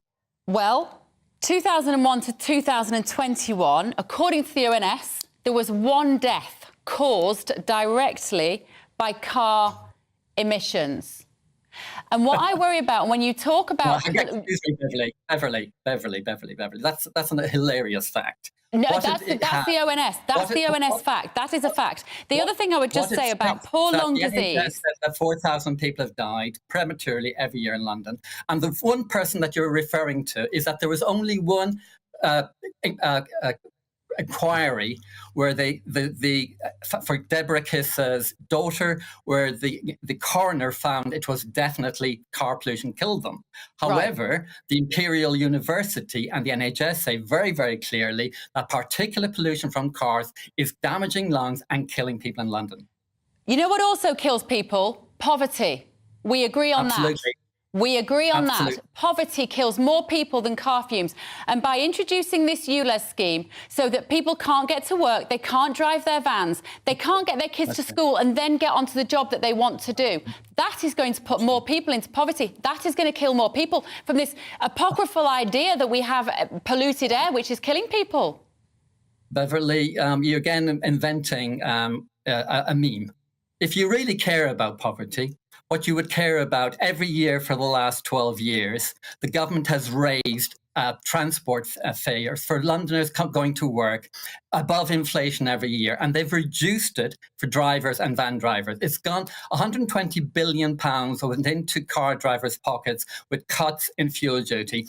But in London, for public transport for people travelling in London, the fares went up every year. And the Tories who are screaming about ULEZ, which is for a tiny 200,000 drivers, have cut the free travel for 1.5 million pensioners and for 5 million public transport users. If you care about poverty, you should care about what the Tories are doing to public transport in London. Oh, I do, Donacha. I do immensely. My son last night going out for a drink, 18-year-old, wanting to get the train to a few stops down the road. It was like £6 for his train. But this is the problem. It is utterly disgusting to have so many penalised measures on the motorists whilst not funding public transport, because we don't all want to cycle.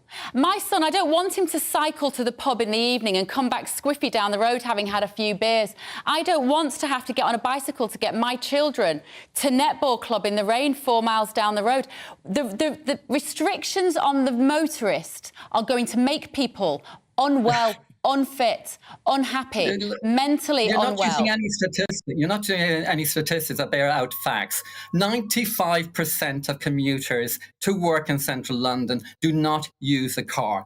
I'm not talking about commuting. Cars going to London. And if you do care about public transport, that you will look at that's been raised. The Tory insisted that was raised, and they have cut. They have cut again and again fuel duty for drivers. 120 billion. Can you imagine what 120 billion pounds would have done for poor people in London or for the NHS in London? Absolutely disgraceful what's being done with car drivers and the subsidy going to them. The subsidies. Have you seen the price of a tank of petrol? I mean, most people on a normal wage can barely afford to use their car at the moment. So you're going to have your dream soon of some sort of cycling utopia where everybody just sits in their house and works on their computer and never meets human beings. 95% of Londoners do not use a car in central London.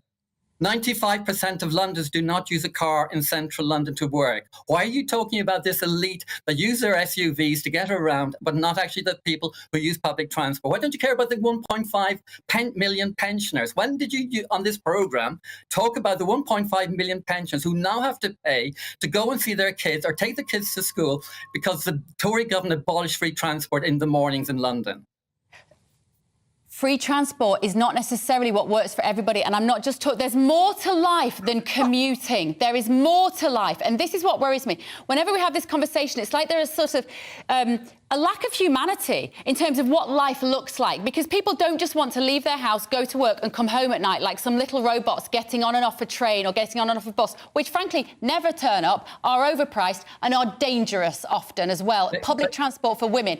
This policy of clamping down on cars, it affects women much more because we are the ones who are more at risk on public transport. You don't care about the women whose lungs are being poisoned in London. You don't care about the hundreds of thousands of women who will be disabled by your policies. Look, the wonderful thing about ULEZ is it's actually working. Half the NOx pollution for women in central London and for the pensioners women in London is down 50%. There is no worse pollution. Do you not care about their lungs? The pollution is not demonstrably worse. And the other thing, you know, when you talk about lung disease in the poor, that is ridiculous to suggest that that is purely caused by engine emissions. That is going to be damp accommodation, which they can't afford to improve. It's going to be smoking. It's going to be lifestyle choices. It's going to be the kind of occupations, frankly, which are low paid and affect their health. There's a lot that we agree on, Donica, but the solution to this is not to take away choice of the individual to drive their car.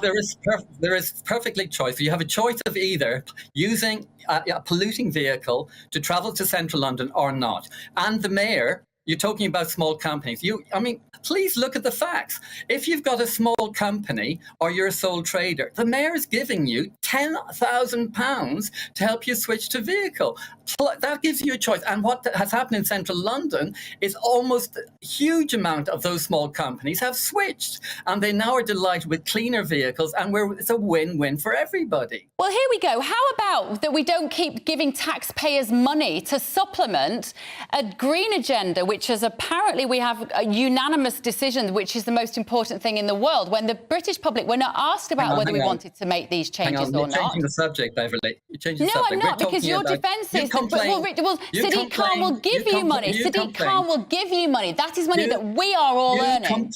You complained that poor drivers in central London who are running businesses would have to pay to actually pollute in central London. And the mayor is saying, no, you don't have to do it. We'll give you a grant to help you not pollute in central London. That's a win-win. So it means we'll give you back your own money, which frankly you should be allowed to keep more of to decide how you choose it. Donica, I always like going toe-to-toe with you. I'm sure we could do this over a bottle of wine one night and find a lot that we do agree on. But thank you so much, Donica McCarthy, climate columnist for The Independent, as someone who, you know, we need people like that, don't we, trying to change the dial, but similarly, we need those who are going to push back. The Mayor has been clear. He says that the decision to expand the ultra-low emissions zone London-wide was not an easy one, but he has a duty to tackle toxic air pollution, his duty. 9 out of 10 vehicles in outer London are already ULEZ compliant. The ULEZ is a very targeted scheme, which is about getting off the road the most highly polluting vehicles which are damaging everyone's health, including the drivers. Well, I do hope that the Mayor of London also gives up his blacked-out Range Rover. OK, the first state visit of King Charles to France has been postponed because of protests across the country. Tens of thousands of people have been demonstrating against the government's plan to raise the pension age from 62 to 64. The King was expected to arrive on Sunday as part of a week-long trip to Europe. The French President Emmanuel Macron said that the visit would have lacked sense and has suggested a new date later in the summer. Well, joining me now to discuss this more is Caroline Aston. Good morning, Caroline. Good afternoon, royal commentator Caroline Aston. Is this the right decision, do you think, for Prince Charles to postpone this visit against this backdrop of riots? Well, the optics of this would be rather difficult, wouldn't they? Particularly this glittering state banquet that had been planned at the Chateau of Versailles, where there are all those past royal ghosts of French royal history lurking in the corners. I think this is the right decision. Obviously, the state visit will have been long in the planning, as these events always are. But I think it would be a very bad look for the king to arrive at this time when we have scenes in the streets of Paris, certainly rubbish piled up, very like our own winter of discontent. So I think it's probably very tactful, the right thing to do. And I'm very sorry for poor President Macron, who obviously saw this state visit as, if you like, the cocktail cherry on the Sunday of his bromance with Rishi Sunak. All very interesting. Nicely put. Let me ask you about the Prince of Wales, William. We still think the Prince of Wales, we're still struggling, aren't we, to not see that as Charles? We are, yes. Takes a bit of getting used to. He was in Poland earlier this week. How do you think he's getting on? How do you think he's doing in the eyes of the public? He's sort of just quite separate to his brother. Very different. I think as the days, the hours tick away, the contrast between Camp Montecito and the Prince and Princess of Wales out there doing their stuff becomes ever greater. And I must admit, it was a very encouraging gesture to see him 1 hour from the Ukrainian border there in Poland, visiting people dislocated from their families, getting down beside children. I think he comes across as a warm family man. And of course, it underlines the point that for the monarchy to be relevant today, it has to be visible. As the Queen herself used to say, you have to be seen to be believed. And I think both he and his wife are making a very good job of this. But of course, we're all waiting to see what will happen on Coronation Day if Camp Montecito will be able to resist the lure of the publicity that will be generated that they think might burnish their reputation, which is a little under attack with the Worldwide Privacy Tour episode of South Park, for one thing.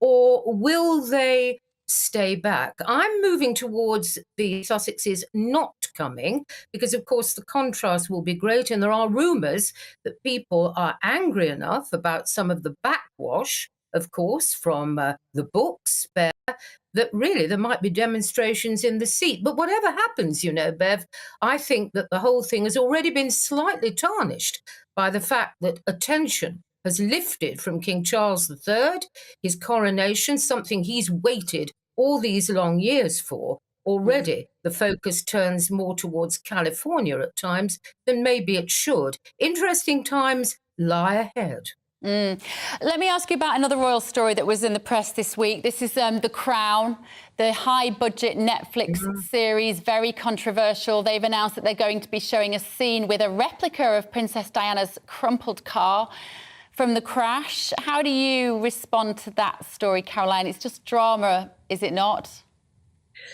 Well, yes, but I think it's rather tasteless, particularly in view of what we're coming up to now. A coronation in May. And of course, it's only in this last series that they have to put the disclaimer on that this is a curious mixture of fact, fiction, faction, if you like. Such a difficult scene to reenact, difficult certainly for her two sons to know is going to be put out there. And of course, the thing about The Crown is that an awful lot of people's view of the monarchy is dictated by those scripts. Yeah. Who knows what was said in private? Who knows what was said between a husband and wife behind closed doors? And the name of the game, after all, for Netflix is to sell the series, get as many people watching it as possible. I have my strong reservations about reconstructing that particular scene. We're all well aware what happened, a great tragedy. And I suppose the greatest tragedy of all, both for the then Prince Charles and Lady Diana Spencer, was that they both didn't marry different people.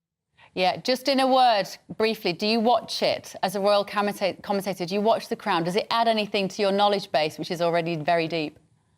If you want me to be honest, I often have a box of tissues by my side and throw them where they drift well apart from what I know to be the true history and the true fact. The tissue doesn't damage the television, of course, but it certainly relieves my feelings, Beth. All right. Thank you so much, Caroline Aston, royal commentator there. You know, on GB News, we have the best royal commentators, don't we? They're all absolutely brilliant. Right, I have loved being with you today for 3 hours. That's quite a long time, isn't it? This programme will be back tomorrow from midday. I will leave you with the weather. See you next week.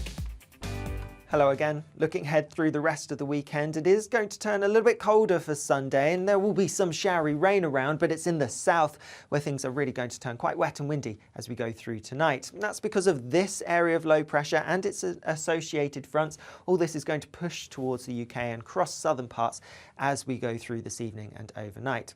Taking a closer look though through the rest of Saturday, and you can see there's some showery rain affecting northern parts of the UK in particular, and there'll be some winteriness over the higher ground here too, but it's in the south where we have that wet and windy weather I mentioned earlier that's going to push its way across. A little bit of uncertainty as to how far north that rain is going to reach, but it could be pretty heavy with perhaps up to 30 millimetres in some places. Because of the cloud, the wind, the rain in the south, temperatures here staying relatively mild. Further north though, a chillier picture, some frost here and perhaps some icy patches because of some wintry showers first thing on Sunday morning. Through Sunday morning though, we will see the cloudy wet weather across southern parts clearing away, so it is going to turn drier, albeit fairly cloudy